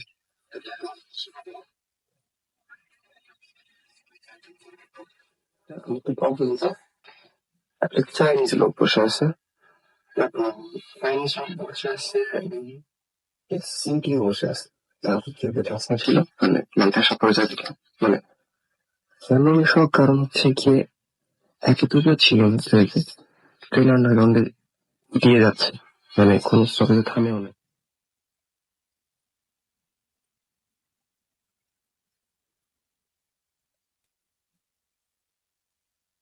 মোবাইলে দিয়ে কনসেন্ট্রেট করার ট্রাই করলাম, তো আন্ডারগ্রাউন্ডে মোবাইলে নেটওয়ার্ক থাকে না, ব্লুটুথ করে ছায়ার মতো বসে আছে।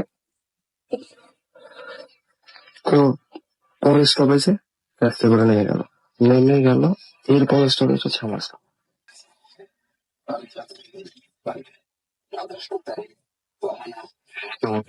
অত রাত থেকে উঠলো না, সেটা নামে আর যেহেতু লাস্ট টাইম বা তার আগের ট্রেন, শিওর একটু দিয়ে বাড়ি প্রকাশের পরে আমি যখন নামলাম স্টেশন থেকে, তখন দেখি যে মানে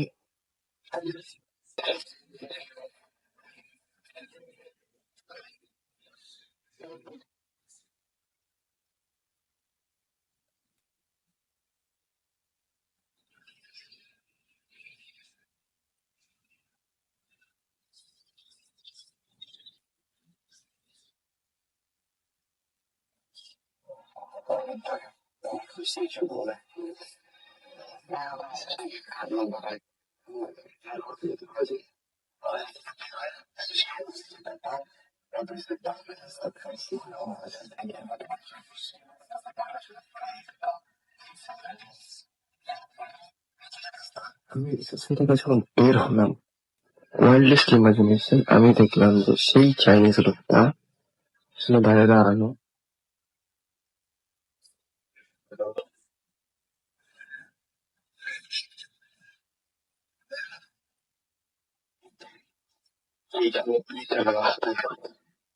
যেখানে থাকার কথা, সেখানে থকথকে কাদা, মনে হচ্ছে যে আমি কোনো গ্রামে চলে এসেছি।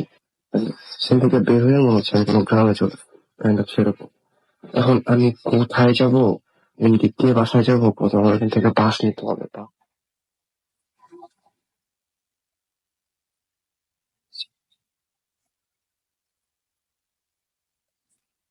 লোকটা দাঁড়ায়। আর দেখা ব্যাপার হচ্ছে যখন আমি ট্রেনে উঠি তখন ওয়েদার পুরো ক্লিয়ার, পরের 2 দিন কোনো ব্রেন নাই। কিন্তু দূরে তখন করতেছিল থকথকে কাদা। আমার একটা অলরেডি আমি মানে না খেয়াল করে খাড়া দিয়ে ফেলছি, so pant was dirty. And then আমি যেটা হলো আমি আবার স্টেশনে ঢুকতে যাব, তখন যেটা দেখে এসেছি। ওখানে দাঁড়ায় থাকি।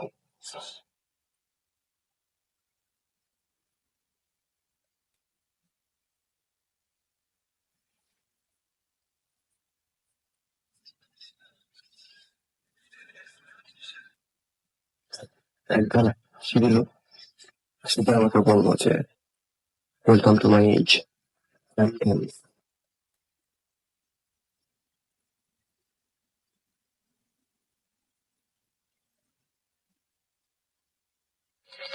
It's not your rule, like, you have to you would understand. তারপর সে থেকে আকাশকে সম্ভবত ডানের দিকে চলে গেল। একটু ভালো হতো খেয়াল সো মাচ শর্টকাট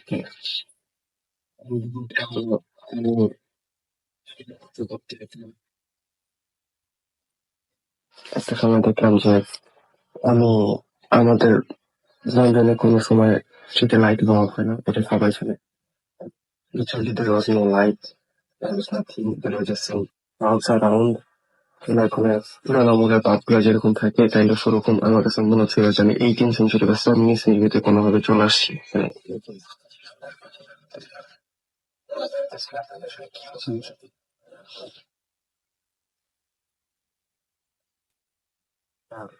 ওখানে হতে চাইছিলাম দোকানটা নর্মালি ভেজি ফুড বাই টাইপের কিছু বিক্রি করে, হয়তো বা দিনের বেলা, তখন বন্ধ ছিল।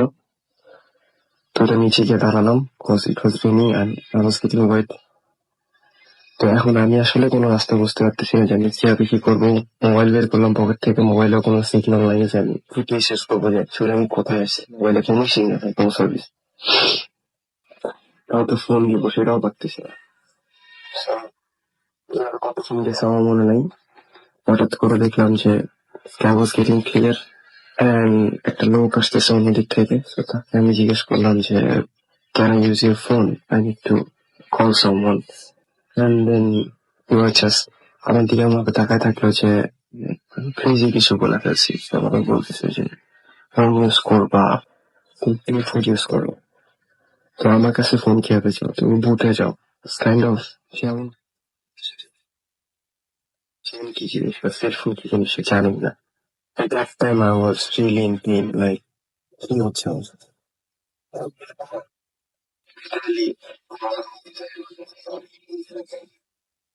তাহলে তখন হাঁটছি, হাঁটতে হাঁটতে আমার একটা সময় খেয়াল হলো যে আমি একটা কোনো একটা গার্ডেন টাইপের কোনো কিছুর পাশে দিয়ে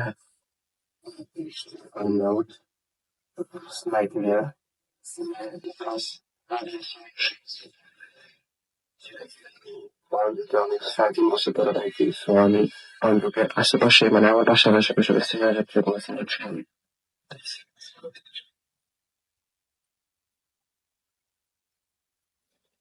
এই যে ঘটনা, মানে ভাইয়া তোমার সবাই হলো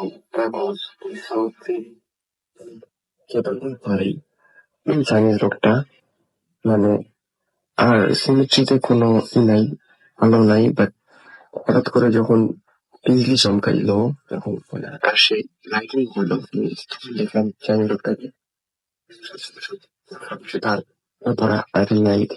এরপরে যখন আমার ঘুম ভাঙলো তখন আমি দেখলাম আমি হসপিটালে, লন্ডনের হসপিটাল, হোয়াইট চ্যাপেলের এখানে। তো কাইন্ড অফ আমার পরে আমি যেটা জানতে পারলাম যে আমার এক ফ্রেন্ড, ও আমার ফোন ছিল, আমার রুমমেট, ও খুঁজে পাচ্ছিল না, আমাকে রিচ করতে পারতেছিল না। পরে লিটারালি ইন দ্য মর্নিং 5:30 সে আমাকে রিচ করতে পারছে। But আমি নাকি একটা দোকানের সামনে পড়েছিলাম। পরে আমি যেটা শুনছি একটা ফোনের কাছ থেকে, কেউ একজন আমার ফোন রিসিভ করছে, পরে সে পরে ওর কাছ থেকে কনফার্ম হয়, পরে ও আমাকে এসে অ্যাম্বুলেন্সে করে হসপিটালে নিয়ে গেছে। তো আমি জানি না এরকম আসলে কেন হয়েছে, বাট এক্সপ্লেনেশন কি। আমি স্টিল আমি মাঝে মধ্যে রাতের বেলা এখানে দেখি যে ওই চাইনিজ লোকটা ওই ট্রেন মিসিং। আমি জানি না এই ঘটনার লিঙ্ক কি বা কোত্থেকে আসছে। So thanks for bye. Bhoot FM. The night comes alive with Ramin Fawn.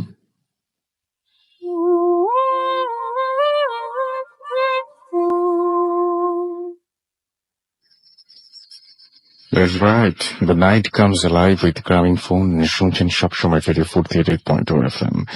ঘড়িতে সময় রাত 12:44। আমি রাসেল আছি, সাথে আমার সাথে রয়েছে মাসুম এবং আজকের অতিথিরা, এবং আপনাদের সবাইকে আরো একবার স্বাগত জানাচ্ছি। আমার কাছে এই মুহূর্তে আরো একটা ঘটনা রয়েছে, যে ঘটনাটা আমি একটু পড়তে চাই, এবং এই ঘটনাটি লিখেছেন আমাদেরকে নওশিন। যেভাবে লিখেছেন সেভাবেই পড়ছি। হ্যালো রাসেল ভাই, আমি নওশিন উত্তরা থেকে। আজ আমি যে ঘটনাটা শেয়ার করব তা আমার নিজের এক্সপেরিয়েন্স করা একটা ঘটনা। ঘটনাটি ঘটে কিছুদিন আগে আমার নানু বাড়িতে, খালামণির বাসায়। আমি এর আগে ভূত এফএমে আমার কাজিন রোজার একটি ঘটনা শেয়ার করেছিলাম, সেটা প্লেও করা হয়েছিল আমার ঘটনাটি ওকে কেন্দ্র করেই। এবার চাঁদ রাতে আমার নানু বাড়ি যে আমরা যাই ঈদ করতে, 3 তলায় খালামণির বাসা। আমরা ওখানে গেলে সব সময় ওই বাসাতেই, সেটা 3 তলায়, সামনে বড় ছাদ এবং অনেকগুলো পুরনো বাড়ি। এটা মানে ওই এলাকায়, এবং নামটা বলছি না, কিন্তু গাজীপুরেরই কোনো একটা জায়গায়। ওদিন সারাদিন আম্মুর সাথে শপিং করে নানু বাড়িতে পৌঁছাতে সন্ধ্যা হয়ে যায়। খুব ক্লান্ত থাকায় তাড়াতাড়ি শুয়ে পড়ি। বিছানাটা বেশ বড় বলে আমরা 4 জন একসাথে ওই বিছানায় ঘুমাই। আমি, আমার আম্মু, খালামণি আর ছোট্ট রোজা। ঘটনাটি ঘটলো ওদিন রাতেই, রাত 3টে কি 4টা। আমার মাথার কাছে একটা জানালা ছিল। আমি স্পষ্ট কোনো কিছুর আওয়াজ পেলাম সেই জানালার কাছে। শব্দটা ঠিক এমন যেন কোনো চামচিকা আটকে গেলে যেমন চি চি করে একটা শব্দ হবে, ঠিক সেরকম। আমি আম্মুকে ডাকলাম। আম্মু তখনই আওয়াজটা শুনতে গেলে আওয়াজটা বন্ধ হয়ে যায়। আমি কোনো ব্যাখ্যা পেলাম না। আওয়াজটা অসম্ভব ভয়ের ছিল। এরপর 2-3 দিন কোনো প্রবলেম হয় নাই। আমরা 6 দিনের জন্য গিয়েছিলাম। আমার সাথে সবচেয়ে ভয়ঙ্কর ঘটনাটি ঘটল 5ম দিন ফজরের আজানের আগে। অর্থাৎ রাতে আমার ঘুম ভেঙে যায় আওয়াজে। যেহেতু আমার ঘুম খুব পাতলা, অল্প আওয়াজেই ঘুম ভেঙে যায়। এবারে আওয়াজটা অদ্ভুত। আমি স্পষ্ট শুনতে পেলাম আমার বোন রোজা ফপ ফপ করে হাঁটছে ঘরের এ পাশ থেকে ও পাশ। আমি পুরো ঘরটায় তাকিয়ে রোজাকে খোঁজার চেষ্টা করলাম, কিন্তু রোজা নেই, এবং রোজার হাঁটার শব্দ কিন্তু কোথাও পাচ্ছি না। ওর প্রোগ্রেস যেহেতু বয়সের তুলনায় কম, তাই ওকে এখনো স্বাভাবিকভাবে ও হাঁটতে পারে না। সে হাঁটলে থপ থপ আওয়াজ হয়। ওর হাঁটার আওয়াজ আলাদা বলেই আমার চিনতে কোনো অসুবিধা হচ্ছিল না। আমি যেহেতু খালামুনি এবং আম্মুর মাঝে শুয়েছিলাম, তাই রোজা বিছানায় আছে কিনা বুঝতে পারছিলাম না। উঠে দেখবো সেই সাহসও পাচ্ছিলাম না। আমি কোনোভাবে খালামুনিকে ডেকে জিজ্ঞেস করলাম, রোজা কি বিছানায় আছে? তার উত্তর পাওয়ার পর আমার ভয় যেন আরো জাঁকিয়ে ফেলো। সে বলল, হ্যাঁ, রোজা তো পাশেই ঘুমাচ্ছে। আমি তাকে বলার সাহস পেলাম না আমি কি ফিল করছি। ফজরের আজানের সময় স্বাভাবিক হয়ে গেল সবকিছু। সকালে উঠেই আমি সবার সাথে ব্যাপারটা শেয়ার করি। আম্মু শুনে সেও এর আগে 2বার এক্সপিরিয়েন্স করেছে এই একই রকম ঘটনা, এবং এমনই এক রাতে আম্মু জানালায় টোকা দেওয়ার আওয়াজ পায় 3বার, এবং মাঝরাতে সেটা, এবং জানালার ওপাশে কোনো কার্নিশ নেই যেখানে, এবং নেই যেখানে দাঁড়িয়ে কেউ এটা করতে পারে। এবং আগেই এখানে উল্লেখ করা হয়েছে যে বাসাটা 3 তলায়। অন্যদিন আম্মুর পায়ে খামচি দেয় একবার, যেটা স্পষ্ট আম্মু টের পায়। যেহেতু আমি ব্যাপারগুলো শেয়ার করেছি, সেও সেগুলো বলল। ওদিন আমরা চলে আসি। রোজার ওপর খুব খারাপ জিনের আসর আছে, এবং এগুলো তারই করা। বাড়িটা হুজুর দিয়ে বাঁধিয়ে দেওয়া হয়েছিল, বাঁধিয়ে দিয়ে গেছিল হুজুর, কিন্তু তা হয়নি। কারণ বাঁধাতে চেয়েছিলেন, কিন্তু সেটা হয়নি। কারণ বাড়ি বাঁধাতে হলে সম্পূর্ণ বাড়ি বাঁধাতে হবে, এবং আরো কিছু রিচুয়াল আছে যেটা ফলো করতে হবে, কিন্তু সেটা ফলো করা হয়নি। রোজার প্রোগ্রেস অনেকটা এসব কারণে আটকে গেছে, এবং আমাদের অনেক পীর হুজুর ধরেও কোনো লাভ হচ্ছে না। আমার নানু বাড়ি পুরোটাই হন্টেড। আরো অনেক কাহিনী আছে যেগুলো আস্তে আস্তে আমি শেয়ার করব, এবং এইটাই ছিল ঘটনা। And thank you very much আপনাকে আপনার চমৎকার এই ঘটনাটির জন্য। এবং আমি কিছু SMS এ যাব, এবং আমাদের এখানে দেখতে পাচ্ছি নিবিড় SMS করেছেন ময়মনসিং থেকে। তিনি লিখেছেন তিনি অনেক ভয় পাচ্ছেন। হুমায়রা, তিনি ক্লাস 7-এ পড়েন, বাড্ডা থেকে আমাদের সঙ্গে রয়েছেন। ও মাই গড, আপনি ঘুমিয়ে যাননি এখনো? আমিন আমাদের সাথে রয়েছেন, বগুড়া থেকে তিনি শুনছেন আমাদেরকে, এবং তিনি ভূত এফএম অনেক পছন্দ করেন সেটা জানিয়েছেন। মামুন পাবনা থেকে আমাদের লিখেছেন যে তিনি বলছেন যে ইমেলটা তার কাছে ভালো লেগেছে। মিরপুর থেকে সুমাইয়া আমাদের SMS করেছেন এবং আজকে তার বার্থডে, জন্মদিনের অনেক শুভেচ্ছা আপনার জন্য। সুপ্ত সিং থেকে আমাদের SMS করেছেন এবং আমাদেরকে তিনি আমাদের এই প্রোগ্রামকে প্রশংসা করেছেন। Thank you very much.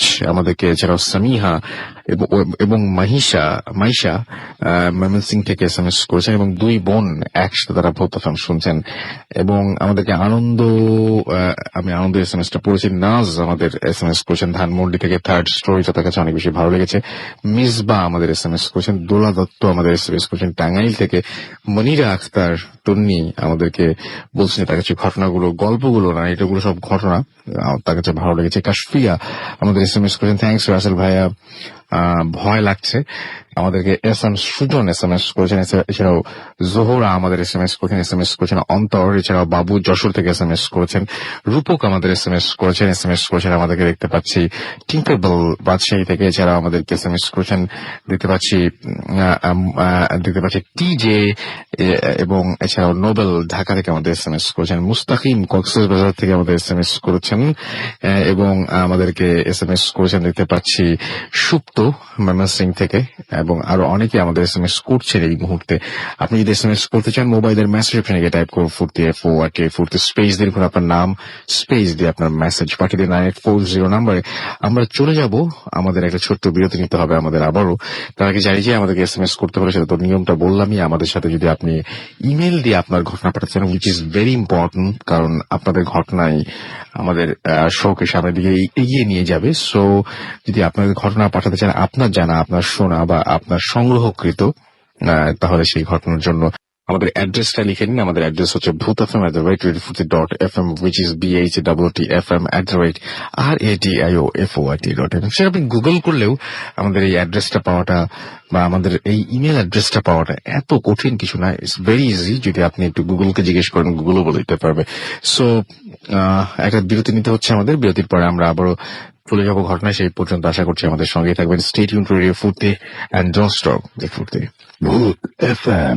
The night comes alive with Graminphone.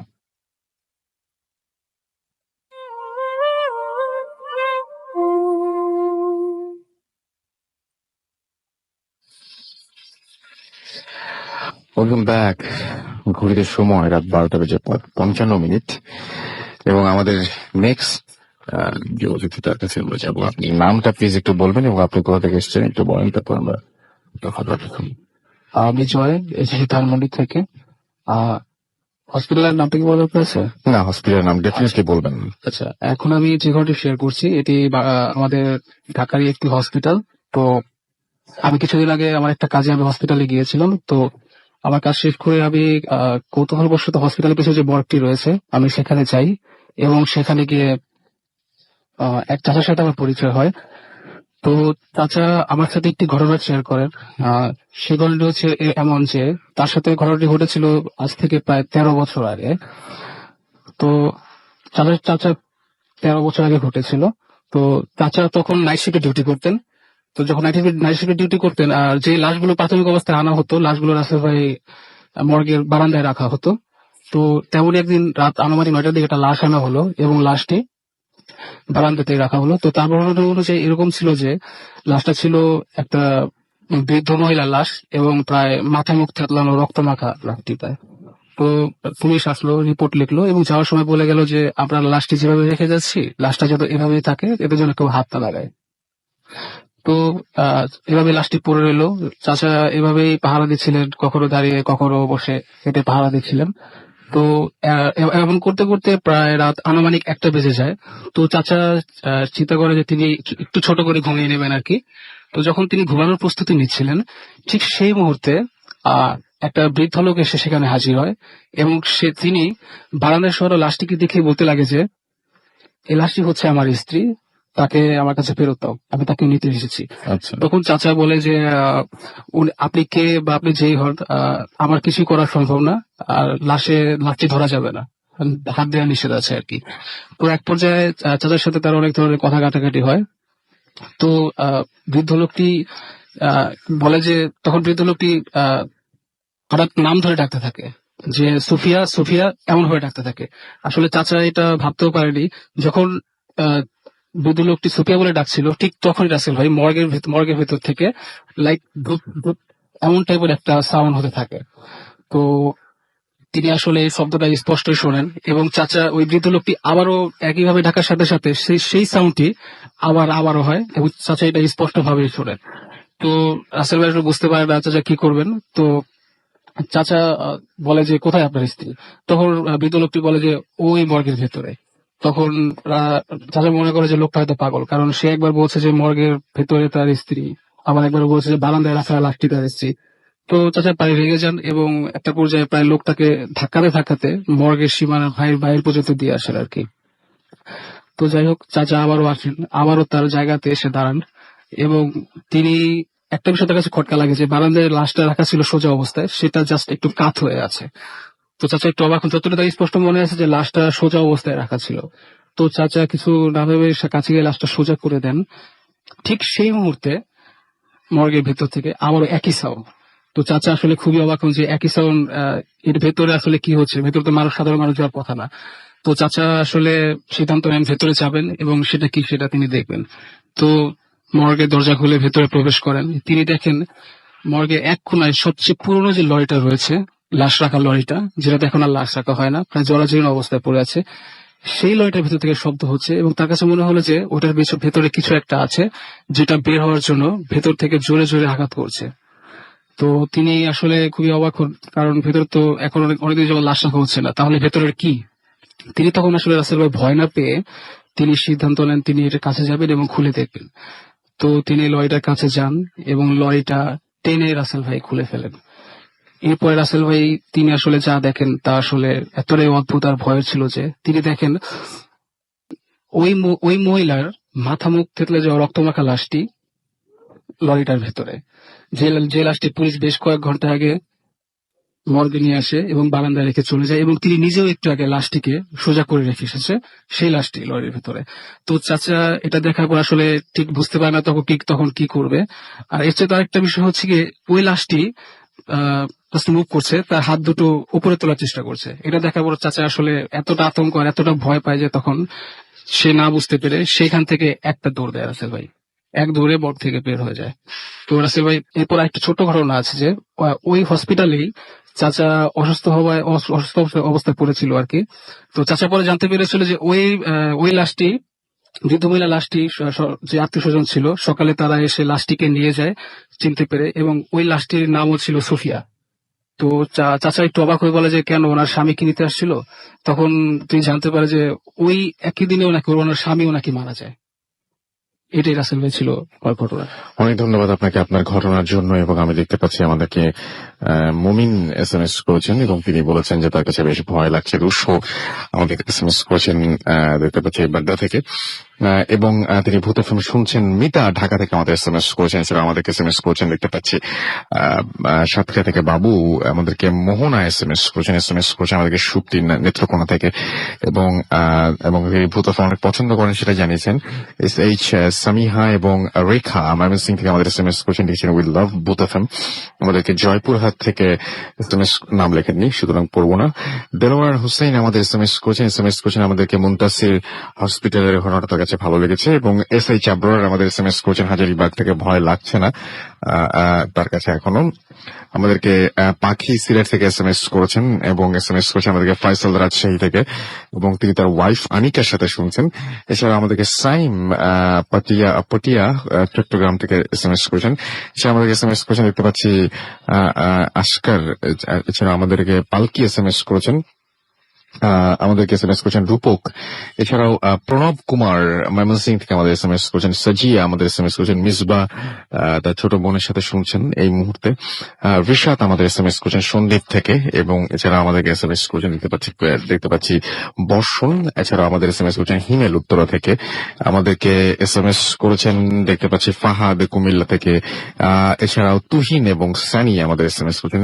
আমাদের অফি SMS করেছেন আমাদেরকে দেখতে পাচ্ছি আরো অনেকেই। আপনি যদি SMS করতে চান মোবাইলের মেসেজ অপশনে গিয়ে টাইপ করুন FORT স্পেস দিয়ে লিখুন আপনার নাম, স্পেস দিয়ে আপনার মেসেজ পাঠিয়ে 940 নাম্বারে। আমরা লাস্ট উইকে আপনারা হয়তো অনেকেই খেয়াল করে দেখেছেন যে একটা আমরা আমাদের পেজে একটা পোস্ট দিয়েছিলাম এবং সেই পোস্টটা ছিল অনেকটা এরকম ধরনের যে আপনি অনেক রাত্রে হঠাৎ করে আপনার ঘুম ভেঙে গেল এবং এখন যেহেতু একটু ঠান্ডা পড়ছে, আপনার হঠাৎ করে একটু রাত্রে ঘুম ভাঙার পরে আপনি খেয়াল করলেন যে আপনার গায়ে কোনো একটা জায়গায় ঠান্ডা বাতাস লাগছে এবং আপনি প্রচন্ড রকমের শিউরে উঠে হয়তো আপনার ঘুমটা ভাঙলো এবং আপনি ঘুম ভেঙে যখন দেখলেন যে আপনার পায়ের কাছের মাথার পেছনের জানালা দিয়ে বাতাস আসছে, জানালা না দরজা দিয়ে বাতাস আসছে এবং আপনার সেই ঠান্ডা বাতাসের কারণে আপনার ঘুমটা ভেঙে গেছে। তখন আপনি দরজা লাগানোর সিদ্ধান্ত নিলেন এবং দরজা লাগানোর জন্য আপনি উঠে দাঁড়িয়েছেন এবং হলো যে আপনার বাসায় যে রুমটিতে আপনি আছেন সেই রুমটিতে মাথার কাছে কোনো দরজাই নেই এবং এই বাসাটা আপনি নতুন উঠেছেন, এখানে একটি মাত্র রুমে ঢোকার এবং বের হওয়ার দরজা যেটা ছিল আপনার পায়ের দিকে এবং সেই দরজার দিকে তাকিয়ে দেখলেন সেই দরজাটা তেমনি আছে, সেটা বন্ধ, কিন্তু মাথার পেছনের দরজাটা একেবারেই নতুন আপনার কাছে। আপনি কি করবেন বুঝতে পারছেন না, আপনি সামনে ঠিক দেখছেন কিনা তাও আপনি বুঝতে পারছেন না। আপনি ধীর পায়ে এগিয়ে গেলেন দরজাটির দিকে এবং বাইরে তাকিয়ে আপনি আরো অবাক হয়ে গেলেন, কারণ আপনি দেখলেন যে দরজার ওই প্রান্তে কোনো বাড়ি ঘর নেই, অন্য কোনো বাড়ি দেখা যাচ্ছে না, কোনো মাঠ দেখা যাচ্ছে না, কোনো পুকুর দেখা যাচ্ছে না, কোনো এলাকা বোঝা যাচ্ছে না, শুধুই জমাট অন্ধকার। আপনি বাড়িটার সেই দরজাটা দিয়ে আপনি নিচের দিকে তাকালেন, সেই ফ্লোরটা ধরুন যে 3 তলা বা 4 তলাতে আপনি আছেন, আপনি নিচের দিকে তাকিয়ে আরো অবাক হলেন, কোন রাস্তা দেখা যাচ্ছে না, শুধুমাত্র জমাট অন্ধকার। দেখে মনে হচ্ছে ঘরের ওপাশে অন্ধকার এক পৃথিবী, একেবারে অন্য এক পৃথিবী, যে পৃথিবীটা আপনার কাছে সম্পূর্ণ অজানা। এরকম একটা লেখা আমরা পোস্ট করেছিলাম কয়েকদিন আগে। আমি জানি যে এর চাইতে বেশি ভয়ঙ্কর ঘটনা আপনাদের জানা আছে এবং সেই ঘটনাগুলো আমাদের লিখে পাঠান এবং আমাদের জানিয়ে দিন সেই ঘটনাগুলো। এবং আমাদের ঘটনা পাঠাতে হলে আমাদের যে ইমেল অ্যাড্রেস সেটা হচ্ছে bhutfm@radio40.fm, which is BACWTFM@radio4.fm। আপনার এই উইকে যারা স্টুডিওতে আসতে চেয়েছিলেন, ঘটনাও পাঠিয়েছিলেন, তাদের ঘটনাগুলো আসলে ঠিক মানে কি বলবো যে সিলেক্টেড হয় নাই অনেকের ঘটনা, এই জন্য অনেকে স্টুডিওতে হয়তো আসেনি। আশা করছি যে আপনারা হতাশ হওয়ার কিছু নেই, নেক্সট কোনো ঘটনা পাঠান, অন্য কোনো একটা ঘটনা পাঠান এবং সেই ঘটনা যদি সিলেক্ট হয় ডেফিনেটলি আপনারা কল পাবেন এবং আপনারা স্টুডিওতে এসে শেয়ার করবেন আপনার সেই ঘটনাগুলো। আমরা চলে যাচ্ছি আমাদের পরবর্তী অতিথির কাছে। আপনার নামটা প্লিজ একটু বলবেন এবং আপনি কোথা থেকে এসেছেন, তারপর আপনার ঘটনা শুনবো আমরা। থ্যাংক ইউ রাসেল ভাইয়া। Hi listeners, I am Sudip from Agargaon. তো আমি আজকে যে ঘটনাটি বলবো সেটা মূলত আমার না, আমাকে আমার এক বড় ভাইয়ের বলা। তিনি আগে আমাদের এলাকায় থাকতেন, এখন তিনি সুইডেনে থাকেন। তো তিনি আমার বড় ভাইয়ের বাড়ি হচ্ছে ময়মনসিংহের হালুয়াঘাট, সেখানের বাজারেই। তো তিনি প্রতি উইকেন্ডেই স্কুল শেষ করে স্কুলের দিনগুলোয় তার বাড়ির উদ্দেশ্যে রওনা দিতেন। বাসা হতে মহাখালী হতে সোজা ময়মনসিংহের হালুয়াঘাট। তার যেতে যেতে প্রায় 5-6 ঘন্টার মতো লেগে যেত। তো একবার এক উইকেন্ডে তিনি এভাবে যাওয়ার সিদ্ধান্ত নিলেন বাড়িতে। তো যথারীতি তিনি বাসে উঠলেন। 5-6.5 ঘন্টার মতো লাগলো। রাত 12টা 12:30 বেজে গিয়েছিল। তো এই সময়টা তিনি বাজারে নামলেন। নামার পর তিনি আস্তে আস্তে বাড়ির উদ্দেশ্যে রওনা দিলেন। বাড়ির উদ্দেশ্যে রওনা দেওয়ার পথে একটি শ্মশান ঘাট পড়ে। তো তিনি সেটাকে ক্রস করলেন। অনেকদিন পর মা বাবার সাথে দেখা হবে তাই ভেবে তার মনে এই সমস্ত কিছুই আসে নাই। তো তিনি যথারীতি বাড়ির উদ্দেশ্যে বাড়ির জন্য অগ্রসর হলেন। পথিমধ্যে তার একজন ছেলেবেলার বন্ধুর সাথে তার দেখা হলো, নাম সাধন। তো বন্ধুর সাথে দেখা হওয়ার পর তিনি অনেকক্ষণ তার সাথে কিছুক্ষণ কথা বললেন। তো তার বন্ধু বলল যে আমরা তো এখানেই কদমতলি আছি, তুই রাতে খাওয়া দাওয়া শেষ করে এখানে আসিস, একসাথে আড্ডা দিব। তো যথারীতি বন্ধুর কথা মতো সে বাড়ি গেল, মা বাবার সাথে অনেকদিন পর দেখা হলো, কথাবার্তা বললো। খাওয়া দাওয়া শেষ করে তিনি, আমার বড় ভাইয়া আর কি যিনি, তিনি কদমতলি ওখানে রওনা দিলেন বাজার হতে। আমার বড় ভাইয়া চেইন স্মোকার ছিলেন। তো তিনি বাজার হতে কয়েকটা সিগারেট কিনে নিয়ে সেই কদমতলির পথে যাচ্ছিলেন। তো পথিমধ্যে যে শ্মশানটা পড়তো কদমতলিতে যাওয়ার আগে, সেই শ্মশানটা তিনি ক্রস করছিলেন এবং তার মনে বিভিন্ন ধরনের শঙ্কা জাগছিল। এত রাত, এরকম একটা জায়গা, শ্মশান ঘাট। তো তিনি তবু সেগুলোকে ততটা পাত্তা দিলেন না, শ্মশান ঘাটকে আস্তে আস্তে অতিক্রম করলেন। শ্মশান ঘাটের ঠিক বাম দিকে একটি নদী ছিল, নদী কংস নদী, এবং ডান দিকে মাঠ ছিল। তো কদমতলির সেই মাঠেই তারা বন্ধুরা মিলে আড্ডা দিত। তো আমার সেই ভাই আর কি, তিনি কদমতলি সেখানে গেলেন, বাট শকিংলি যেটা হলো সেটা তিনি তার বন্ধুদের খুঁজে পেলেন না। তো তিনি হি ওয়াজ শকড। তো তিনি সেখানে কিছুক্ষণ বসলেন, তার বন্ধুদের জন্য ওয়েট করতে লাগলেন। তো কোনোতেই কিছু হলো না, তার বন্ধুরা আসলো না। তো তিনি বেশ হতাশ হয়ে গেলেন। তিনি সেখানে সিগারেট ধরিয়ে বসে থাকলেন। কিছুক্ষণ পর তিনি শুনতে পেলেন একটি একটি মেয়ে আর কি, একটি প্রাপ্তবয়স্ক একটি মেয়ের গোঙ্গানি কিংবা একটি কান্নার আওয়াজ। তো তিনি প্রথমে সেটাকে ততটা পাত্তা দিলেন না, ধীরে ধীরে আওয়াজটি বাড়তে লাগলো এবং তার মনেও ভয় বেড়ে যেতে লাগলো। তিনি তার পিছন দিকে তাকালেন। তাকানোর পর তিনি দেখলেন একটি মেয়ে, সাদা শাড়ি পরা একটি মেয়ে আর কি, একটি মহিলা, তিনি কাঁদছেন সেখানে বসে, মাথা নিচু করে।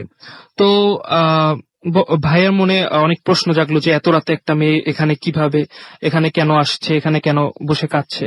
তো তিনি বেশ ভয় পেলেন। আবার বন্ধুদের কথা মতো তিনি সেখানে থাকলেনও।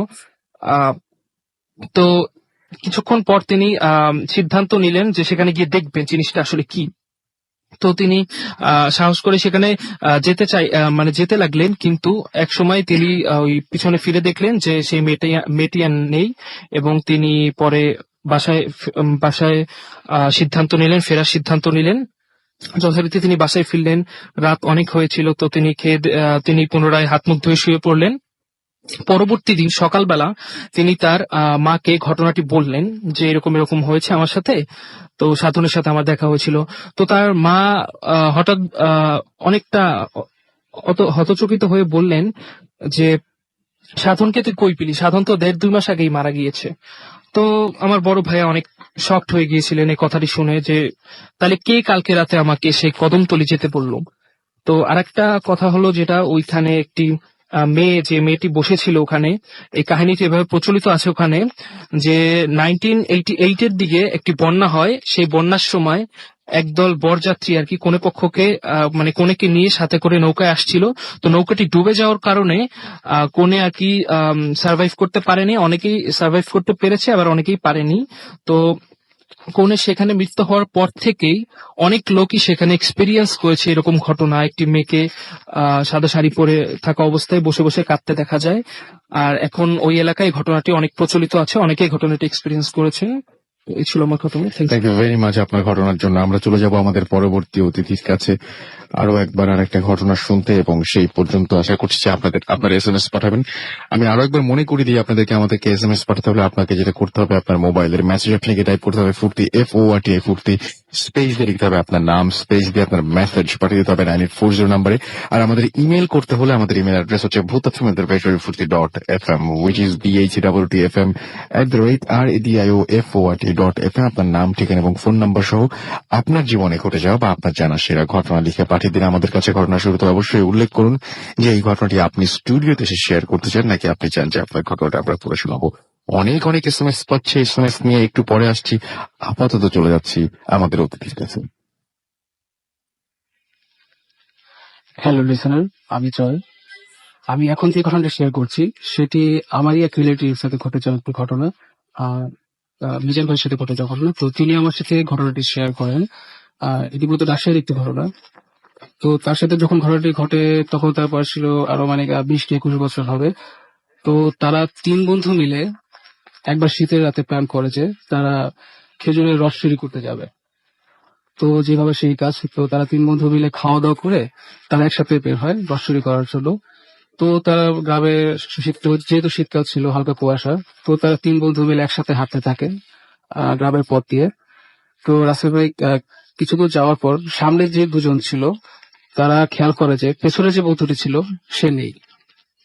তো তারা অনেকক্ষণ তারা 2 জন দাঁড়িয়ে থাকে এবং পেছনের তারা হয়তো ভাবে তারা একটু আগে চলে এসেছে এবং পেছনের জন অনেকটা পিছিয়ে গেছে। তো তারা অনেকক্ষণ এমন অপেক্ষা করতে থাকে। তো তারা 2 জন ভাবে যে হয়তো সেই বন্ধুটি তাদের সাথে মজা করেছে এবং বাড়ি চলে গেছে। তো তারা অনেকটা বিরক্ত হয়ে তারা আবারও হাঁটতে শুরু করে। তো আরেকটু হাঁটলেই রাসেল ভাই সামনে রাস্তায় খেজুর গাছের সারি। তো তারা হাঁটছিল, মিজান ভাই মাঝে মাঝে একটা দুইটা কথা বলছিল, আর জাস্ট তার পেছন থেকে তার বন্ধুটি বা হ্যাঁ এরকম করে জাস্ট তার কথা করছিল, রিপ্লাই করছিল আর কি। তো হঠাৎ করে মিজান ভাই খেয়াল করলো যে তার পেছন থেকে তার বন্ধুটির আর কোনো সাড়া আসছে না। তো তিনি পেছনে ঘুরে তাকালেন, পেছনে ঘুরে তাকিয়ে দেখলেন যে তার পেছনে কেউ নেই, ফাঁকা। তো তিনি খুবই অবাক হলেন, যে বন্ধুটির সাথে তিনি একটু আগেও কথা বলেছেন সে কোথায় গেল। তো তিনি অনেকক্ষণ দাঁড়িয়ে রইলেন, তার বন্ধুটির নাম ধরে ডাকতে লাগলেন। তো এক পর্যায়ে কেউ আসছে না দেখে তিনি ভাবলেন হয়তো তারা দুজনেই আজ একসাথে তার সাথে মজা করেছে এবং প্ল্যান করে কাজটা করেছে। তো তিনি অনেকটা রেগে যান এবং তিনি সিদ্ধান্ত নেন তিনি একাই গাছে উঠে একাই রস চুরি করবেন। তো তিনি এমন একটা গাছের সামনে যান এবং রস চুরি করার জন্য গাছে উঠে যান। তো রাসেল ভাই ঠিক তখনই কেউ তার নাম ধরে ডাক দিল। তিনি সেই ডাক অনুসরণ করে উপর থেকে নিচে তাকাতেই দেখলেন গ্রামের সেই পাগল মহিলাটি দাঁড়িয়ে আছে, যে মহিলাটি প্রায় 1 বছর আগে মারা গিয়েছিল।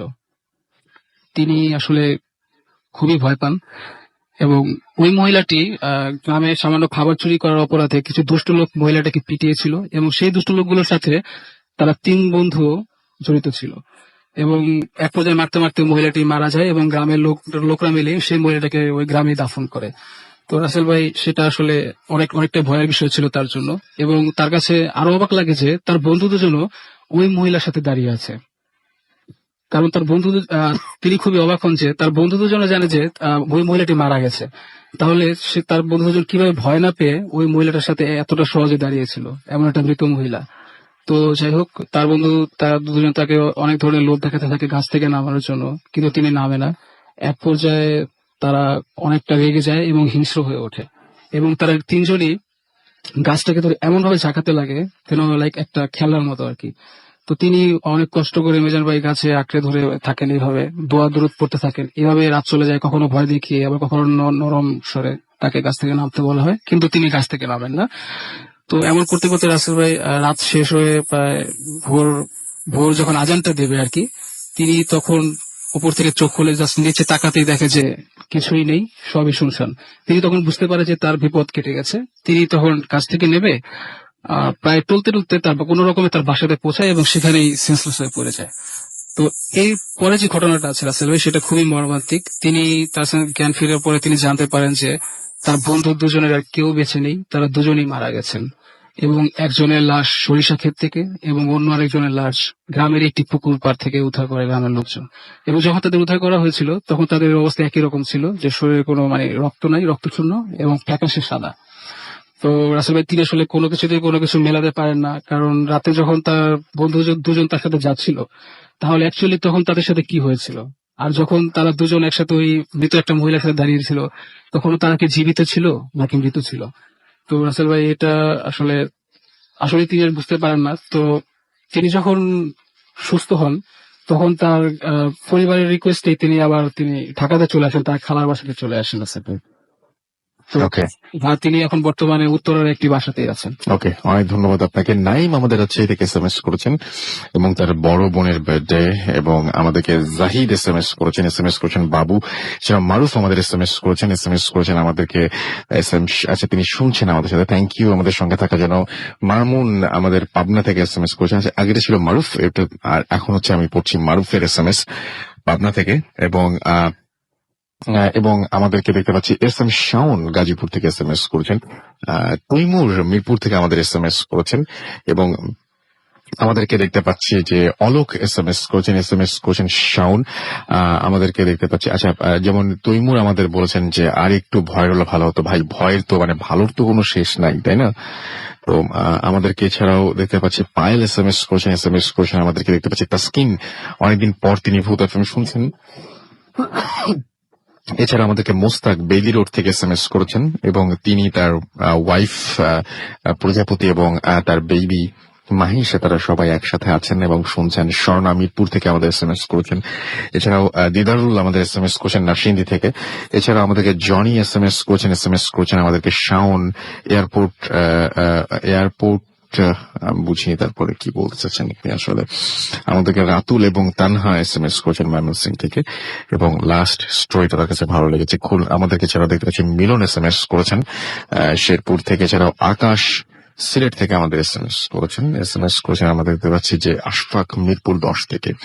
এছাড়া আমাদেরকে তিশা SMS করেছেন, এবং আমাদেরকে SMS করেছেন দেখতে পাচ্ছি খুলনা থেকে। আচ্ছা, আমাদেরকে SMS করেছেন নিহা, এবং নিহা SMS করেছেন, এবং এটা তার প্রথম SMS। Thank you very much আপনার প্রথম SMS এর জন্য। জ্যোতি, আনিকা, সেতু, কেয়া, মারিয়া এবং রুম্মান আমাদের এসএমএস করেছেন আমাদেরকে দেখতে পাচ্ছি। এছাড়াও শাওন উত্তরা থেকে, এছাড়াও আমাদেরকে প্রিন্স ঢাকা থেকে SMS করেছেন তিনি, এবং তার বোন প্রীতি তারা শুনছেন। রাতুল মোহাম্মদপুর থেকে SMS করেছেন, এবং তিনি লাইফে প্রথম ভূত FM শুনছেন, অনেক মজা পাচ্ছেন তিনি। জাপানিজ ম্যান জাভেদ ঢাকা থেকে আমাদের সাথে আছেন এই মুহূর্তে। এছাড়াও তারিকুল আমাদের সাথে আছেন, আমাদের সাথে রয়েছেন সবুজ, এছাড়াও পাপড়ি এবং ফুয়াদ আমাদের সাথে রয়েছেন, এবং এছাড়া আমাদের সাথে রয়েছেন রিজওয়ান সহ আরো অনেকে। আনোয়ার রয়েছেন, আনোয়ার ছাড়াও রয়েছেন আমাদেরকে দেখতে পাচ্ছি এখানে মেইন, এছাড়াও আজিজ সহ আরো অনেকে রয়েছেন আমাদের সাথে। আমরা এখন ছোট্ট একটা বিরতিতে যাবো, এবং বিরতির পরে আবারও ফিরে আসবো নতুন অতিথি নিয়ে। সেই পর্যন্ত আশা করছি আমাদের সঙ্গে থাকবেন। এর মাঝখানে আপনার একটা অডিও ক্লিপও শুনে ফেলবেন। সো আমরা ফিরে আসছি আবারও, এবং আশা করছি যে আপনারা আমাদের সঙ্গে থাকবেন। এবং আমাদেরকে SMS করতে হলে, যাওয়ার আগে বলে দিই, SMS করতে হলে মোবাইলের মেসেজ থেকে টাইপ করতে হবে ফুর্তি, FORTI ফুর্তি, স্পেস দিয়ে লিখতে হবে আপনার নাম, স্পেস দিয়ে আপনার মেসেজ পাঠিয়ে দিতে হবে 940 নাম্বারে। আমাদের ইমেল অ্যাড্রেস হচ্ছে bhutfm@fuርቲ.fm। চলুন শুনে আসি আর একটা ঘটনা, তবে তার আগে ছোট্ট একটা বিজ্ঞাপন বিরতি, ফিরে আসছি একটু পরেই। Tonight on the Love.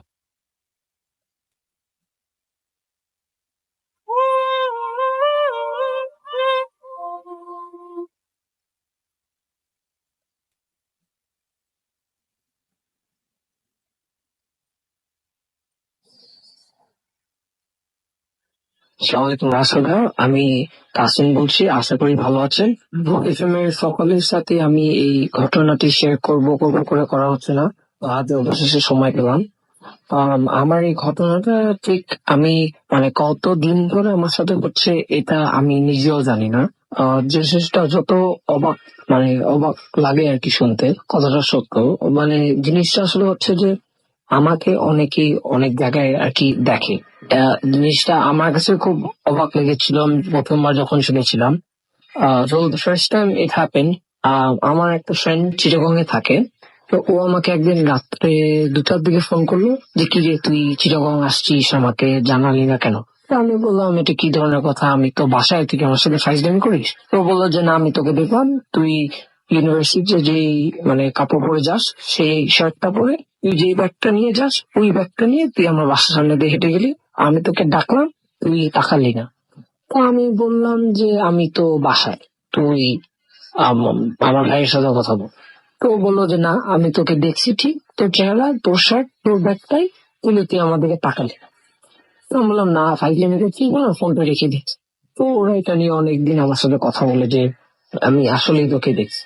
তো আমি এটা ব্যাপারটা এড়াই দিই আর কি, যে না হইতেই পারে, হয়তো কেউ আছে, বা অনেক করে ওটাকে বাদ দিয়ে দিলাম। এমন হতে হতে আস্তে করে জিনিসটা অনেক ঘন ঘন হতে লাগলো। আমার মামা বললো, আমার চাচা বললো, তো এরা আমাকে দেখছে, এমন জায়গায় জায়গায় দেখছে যেখানে আমার থাকার কোনো চান্সই নাই। ঠিক আমি যে কাপড়গুলো পরি সেই কাপড়ে আমাকে দেখছে, আমার ওই জুতা, সেই শার্ট, সেই প্যান্ট, অন্য করে ওরা আমাকে দেখছে, কিন্তু আমি ওখানে নেই। আমি ভাবছি যে হয়তো ওনারা ওই আমার ফ্রেন্ডের কাহিনীটা শুনে এটাকে আর কি ওই জোকটা আর কি চালানোর জন্য ওরা বলতেই যাচ্ছে। তা আমার তো একসময় জিনিসটা খুব বিরক্তিকর লাগে। তো এই জিনিসটা আমাকে হিট করে, আমি নিজে খুব সিরিয়াসলি নিই। একদিন সকালবেলা আমার ক্লাস ছিল 10টার দিকে। তো আমি রাত্রেবেলা বুয়াকে বললাম যে বুয়া, আপনি যে আসবেন, আমি 11 আমার ক্লাস আছে 10টায়, আমি 8টার দিকে বাসা বের হয়ে যাবো, আপনি ঘুম থেকে উঠে দরজাটা লাগিয়ে দেন। তো আমি যথারীতি সকালবেলা রেডি হয়ে বাসা থেকে বের হয়ে গেলাম 8টার দিকে। তো গিয়ে ক্লাস করে টোরে সারাদিন শেষ করে বাসায় আস্তে আস্তে আমার প্রায় 6টা বেজে। তো আমাকে বুয়া বললো যে মামা, আপনি কি সকালে ক্লাস পাইছেন? তো আমি বললাম যে ক্লাস পাবো না কেন, আমি তো অনেক আগে পাইছি। তো বলে যে না, আপনি বললেন আপনার ক্লাস 10টায়, আপনি 9:30টার দিকেও বাসায় ছিলেন, তেমন আপনি কি বলেন? আমি তো 9:30 ইউনিভার্সিটিতে পৌঁছেই গেছি। তো উনি আমাকে যেটা বললো যে আমি এখন আমার রুমে বসে আছি, I don't know জিনিসটা কেমন। উনি আমাকে যেটা বললো যে 8টার দিকে যখন আমি বলেছি যে আমি এই সময় বের হয়ে যাবো, বুয়া উঠেছে 8:30টার দিকে। তো উনি আমার রুমের সামনে দিয়ে গেল যে রুমটা গুছাবে, আমার বিছানাটা ঝেড়ে টেড়ে দিই। তো উনি এসে দেখলো যে আমি, বললো যে আমি বিছানায় বসেছিলাম। তো উনি বললো যে আমি তো আপনার রুমের ওখান দিয়ে গেলাম, দেখলাম আপনি বিছানার মধ্যে বসে কি জানি করছেন, চলে গেলাম। পরে আপনি বের হলেন না, নাস্তা খেলেন না। 10:30 যখন বাজে আমি আবার রান্নাঘর থেকে বের হলাম আপনাকে ডাকতে, তখন দেখি আপনার দরজাটা লাগিয়ে চলে গেল। তো আমি বললাম ক্লাস এমন সময়, সে এখন কেন বাইর হচ্ছে এত দেরি? তো এই জিনিসটা আমাকে খুব করে রাখে ভাই, যে এই সময়টা তো আমি হয়তো রাস্তায় ছিলাম, তারপরে ক্লাসে গেলাম, ক্লাস করলাম।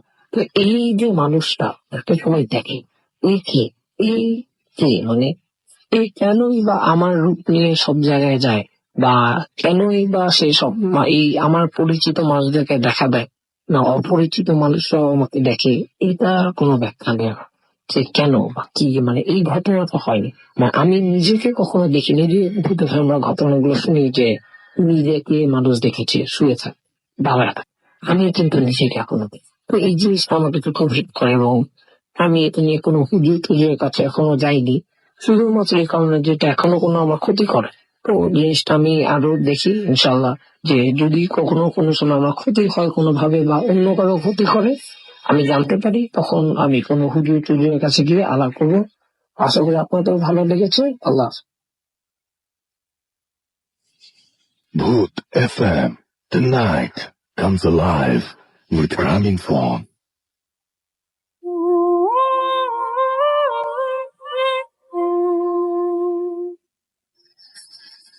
Welcome back. ঘড়িতে সময় রাত 1:27 শুনছেন সবসময় রেডিও 48.2 FM। মিরাজ রাচির সাথে আমার সাথে রয়েছে মাসুম এবং আজকের অতিথিরা। এবং এই মুহূর্তে আমি একটা ঘটনায় যাচ্ছি, আমার কাছে এই ঘটনাটি তিনি পাঠিয়েছেন। তিনি শিলিগুড়ি ইন্ডিয়া থেকে পাঠিয়েছেন, এবং তার নাম হচ্ছে রিঙ্কু বিশ্বাস। তিনি লিখেছেন যে I from Siliguri India, I am big fan of ভূত এফএম। এবং তিনি লিখছেন যে আমি আজ আমার এক ফ্রেন্ডের কাছ থেকে শোনা একটি ঘটনা শেয়ার করতে চাই, ভালো লাগলে পড়ে শোনাবেন। শিলিগুড়িতে একটা বিল্ডিং এর ঘটনা, এটা বিল্ডিংটার নামটা শেয়ার করলাম না। যাই হোক, 2-3 বছর আগে বিল্ডিং এর এক মহিলা সিলিং ফ্যানে ফাঁসি দিয়ে সুইসাইড করেছিল। আমার ফ্রেন্ড গিয়েছিল লাশ দেখতে। খুবই হরিবল সিন, জীব বের হয়ে এসছিল এবং দেখতে স্বাভাবিকভাবে বিভৎস লাগছিল। এই দৃশ্য দেখে আমার ফ্রেন্ড বেশ কিছুদিন খারাপ স্বপ্ন দেখত। কিন্তু মেইন প্রবলেম এটা না, সমস্যা যেটা সেটা হলো যে এর পরে শুরু হয় ওই রুমে ফ্যামিলি আসে থাকতে। তারা রাতের বেলায় কিচেনে আওয়াজ পেত, বাসনপত্রের আওয়াজ। ওরা ফার্স্টে ভেবেছিল যে বেড়ালের উৎপাত, যদিও কিচেন ছিল সেকেন্ড ফ্লোরে, বেড়াল না আসারই কথা। আর আওয়াজগুলো রোজ রাতেই হতো। সব থেকে অবাক করা যে ব্যাপারটা সেটা হলো রোজ রান্নাঘরে 2-3 ফোঁটা রক্ত এটা পড়ে থাকতো, আর সবকিছু কেমন যেন ওলট পালট থাকতো। এই শেষ না, যে ফ্যানটা ঝুলে সে সুইসাইড করেছিল ওই ফ্যানটা একাই অন হয়ে যেত এবং বাথরুমের লাইট নিজে নিজেই অফ হয়ে যেত। তারপর একদিন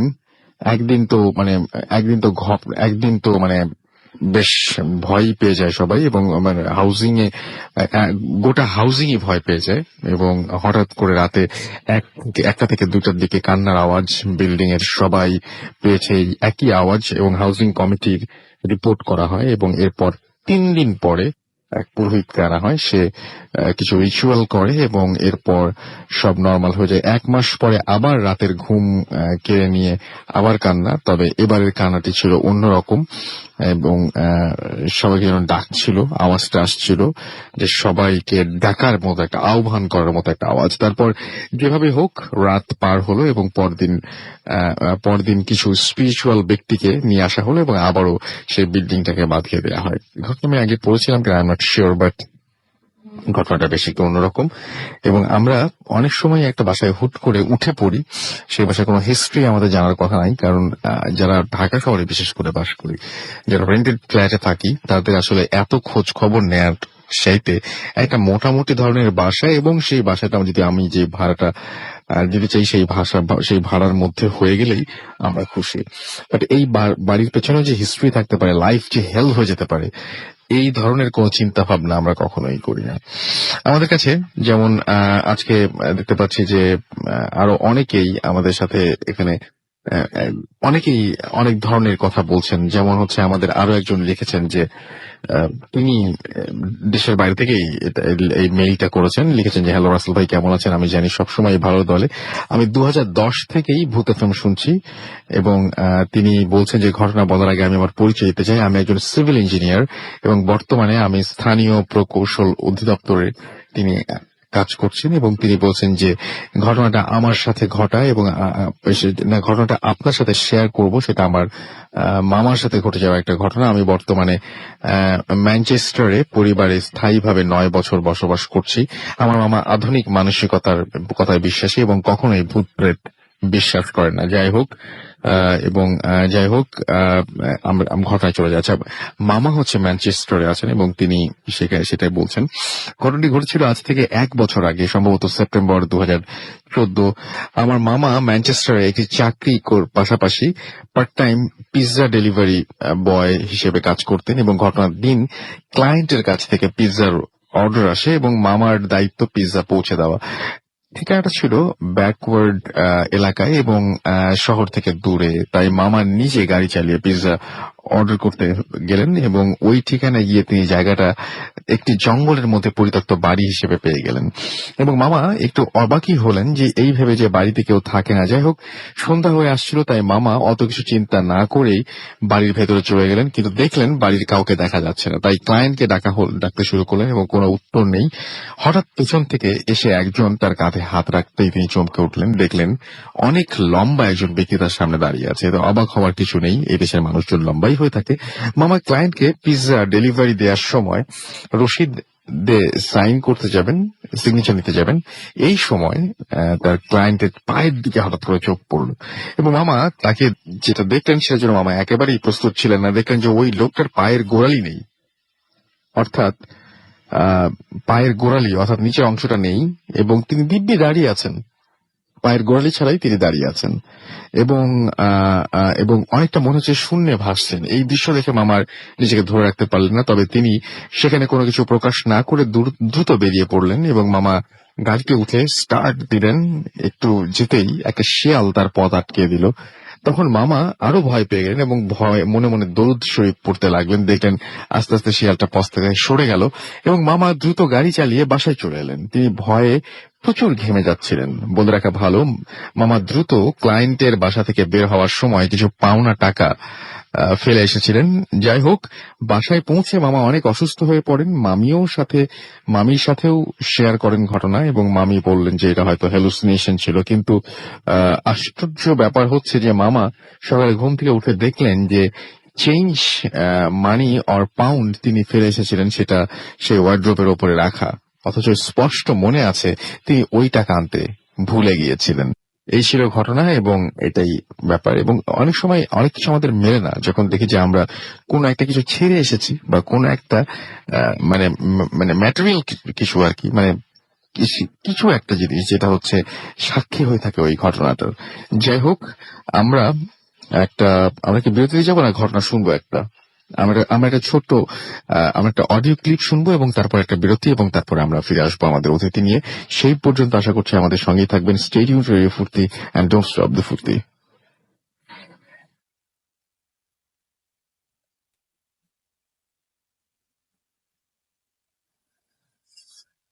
নমস্কার আরজে রাসেল এবং সমস্ত শ্রোতা বন্ধুরা, আমি কলকাতা থেকে সৌমেন্দু দাস বলছি। বাংলাদেশের মতো কলকাতাতেও ভূত এফএম-এর প্রচুর শ্রোতারা আছেন। আজ ভূত চতুর্দশী এবং আশা করা যায় যে আজকে ভূতেদের আনাগোনাটা একটু বেশি রকমই হবে। আর আজ খুব সম্ভবত দ্বিতীয় দিন কলকাতার কোনো ঘটনা ভূত এফএম-এ শোনানো হবে। হ্যালোউইনের রাতে কলকাতার পার্শ্ববর্তী একটি অঞ্চলের ঘটনা শোনানো হয় ভূত এফএম-এ। পৃথিবীর প্রায় প্রতিটা স্থানে কিছু কিছু প্রচলিত অলৌকিক ঘটনা ঘটে থাকে, যেগুলি যুক্তি দিয়ে ব্যাখ্যা করা সম্ভব নয়। তেমনি এই শহরকে ঘিরেও কিছু কিছু জায়গা আছে যেগুলি ভৌতিক কাণ্ডকারখানার জন্য বিখ্যাত। সেইগুলি কয়েকটা আগে বলে নিতে চাই।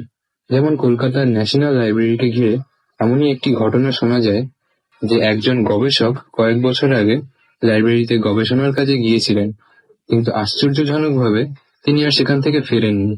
তারপর তার আর কোনো হদিশ পাওয়া যায়নি।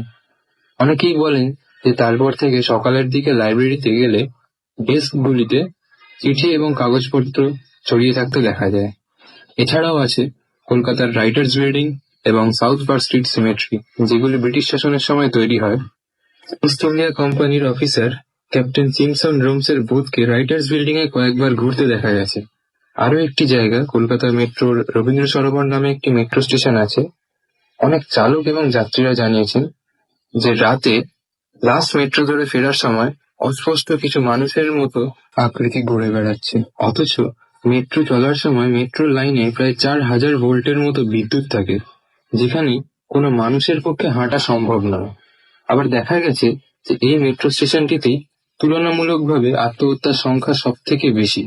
যাই হোক, আজকে যে ঘটনাটি বলবো সেটি তসীমা ঘোষ আমার এক শিক্ষিকার মুখ থেকে শোনা। ঘটনার প্রত্যক্ষদর্শী একজন ট্যাক্সি চালক। উনি সারা রাত শহরে ট্যাক্সি চালান। তো এমনই একদিন রাতে ট্যাক্সি চালাতে চালাতে উনি দ্বিতীয় হুগলি সেতুর কাছাকাছি এসে দেখেন যে একটি যুবতী দূর থেকে হাত দেখিয়ে তাকে গাড়ি দাঁড় করাতে ইঙ্গিত করছে। উনি যথারীতি গাড়ি দাঁড় করান এবং জিজ্ঞাসা করেন যে কোথায় যাবে। তো জিজ্ঞাসা করাতে সে হাওড়ারই একটি অঞ্চলের নাম বলে। উনি তখন সেখানে যেতে রাজি হন এবং মেয়েটিকে গাড়িতে বসতে বলেন। মেয়েটি পেছনের সিটে বসার পর উনি ট্যাক্সি স্টার্ট দেন এবং গাড়ি চলতে থাকে। ট্যাক্সিটা যেতে যেতে দ্বিতীয় হুগলি সেতু পার হওয়ার পর এসে একটি জায়গায় দাঁড়ায় যেখানে সমস্ত গাড়িকে টোল ট্যাক্স দিতে হয়। এখানে দাঁড়ানোর পর মেয়েটি বলে যে আপনি ট্যাক্সটা জমা দিয়ে দিন, আমি নামার সময় আপনাকে টাকাটা দিয়ে দেবো। এরপর উনি তাই করেন এবং গাড়ি ছেড়ে দেন। কিছুক্ষণ যাওয়ার পর, কিছুটা চালানোর পর ওনার মনে কেমন যেন একটু সন্দেহ হয় যে উনি একাই গাড়ি চালাচ্ছেন এবং গাড়িতে আর কোনো মানুষের উপস্থিতি নেই। এবং অনুমান হওয়ার সঙ্গে সঙ্গে উনি পেছনে তাকিয়ে দেখেন যে হ্যাঁ, সত্যি তো, পেছনে তো ওই মেয়েটা নেই। কিন্তু না, এই ঘটনার কোনো কুলকিনারাই করতে পারলেন না উনি। ট্যাক্স দেওয়ার পর তো এক মুহূর্তের জন্য উনি কোথাও থামেননি। এই অবস্থায় উনি যথেষ্ট হকচকিয়ে যান এবং সঙ্গে সঙ্গে গাড়ি দাঁড় করান এবং আবার দেখেন যে সত্যি আমি ঠিক দেখলাম তো। তারপর উনি দেখেন কিছু কর্মরত পুলিশ ওনার দিকে এগিয়ে আসছে। তারা এসে হাইওয়ের মাঝখানে এরকম ভাবে গাড়ি দাঁড় করিয়ে রাখার কারণ জিজ্ঞাসা করাতে উনি পুরো ব্যাপারটি প্রথম থেকে খুলে বললেন। ঘটনাটি ট্যাক্সি চালকের মুখ থেকে পুরো শোনার পর ওই পুলিশরা জানায় যে এইরকম ঘটনা আগেও ঘটেছে ওই স্থানে একই রকম ভাবে। এর আগেও অনেক ট্যাক্সি চালক ওই যুবতী রূপী অশরীরীটির পাল্লায় পড়ে অনেকবারই তাকে ট্যাক্সিতে তুলেছে এবং তারপরে আর তাকে দেখতে পায়নি। নমস্কার, এই ছিল আমার ঘটনা। Comes alive. Traffic law.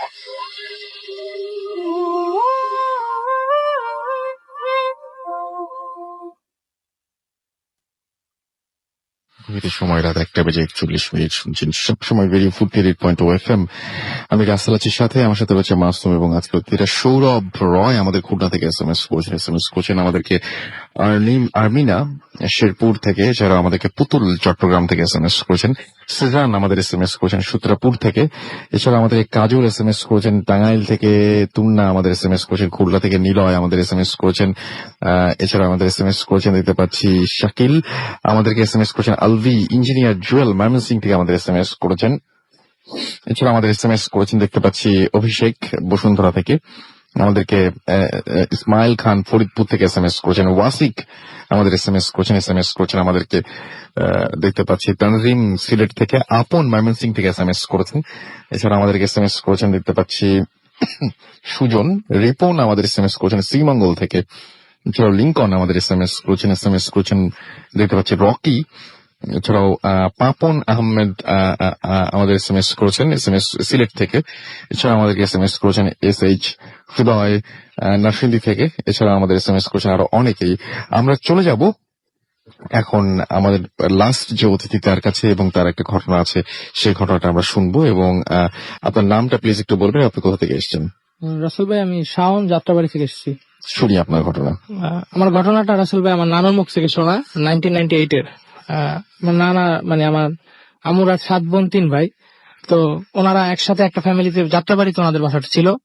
তো ওনারা মানে যখন থাকতো একসাথে, ওইদিকে তেমন বসতি গড়ে ওঠে নাই। সো নানার পার্টসের দোকান ছিল আপনার কমলাপুরের দিকে।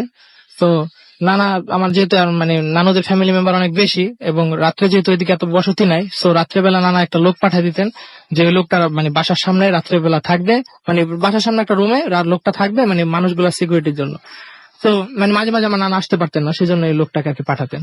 সো একদিন এমন হয়েছে যে আমার আম্মুর আর কি যখন 7 বোনের মানে সবাই শুয়ে আছে, আমার নানুও শুয়ে আছে, এমন সময় হঠাৎ করে মানে দরজার বাইরে থেকে একটা ঠকঠকানি শব্দ পেলেন আমার নানু। তো এরপরে মানে কয়েকবার ঠকঠকানি শব্দ পরে আমার নানু বললেন যে কে। পরে দেখলেন যে আমার যে 5 নাম্বার যে আন্টি মানে নাজমা আন্টি, সে বলতেছে যে আম্মা গেট খোলেন।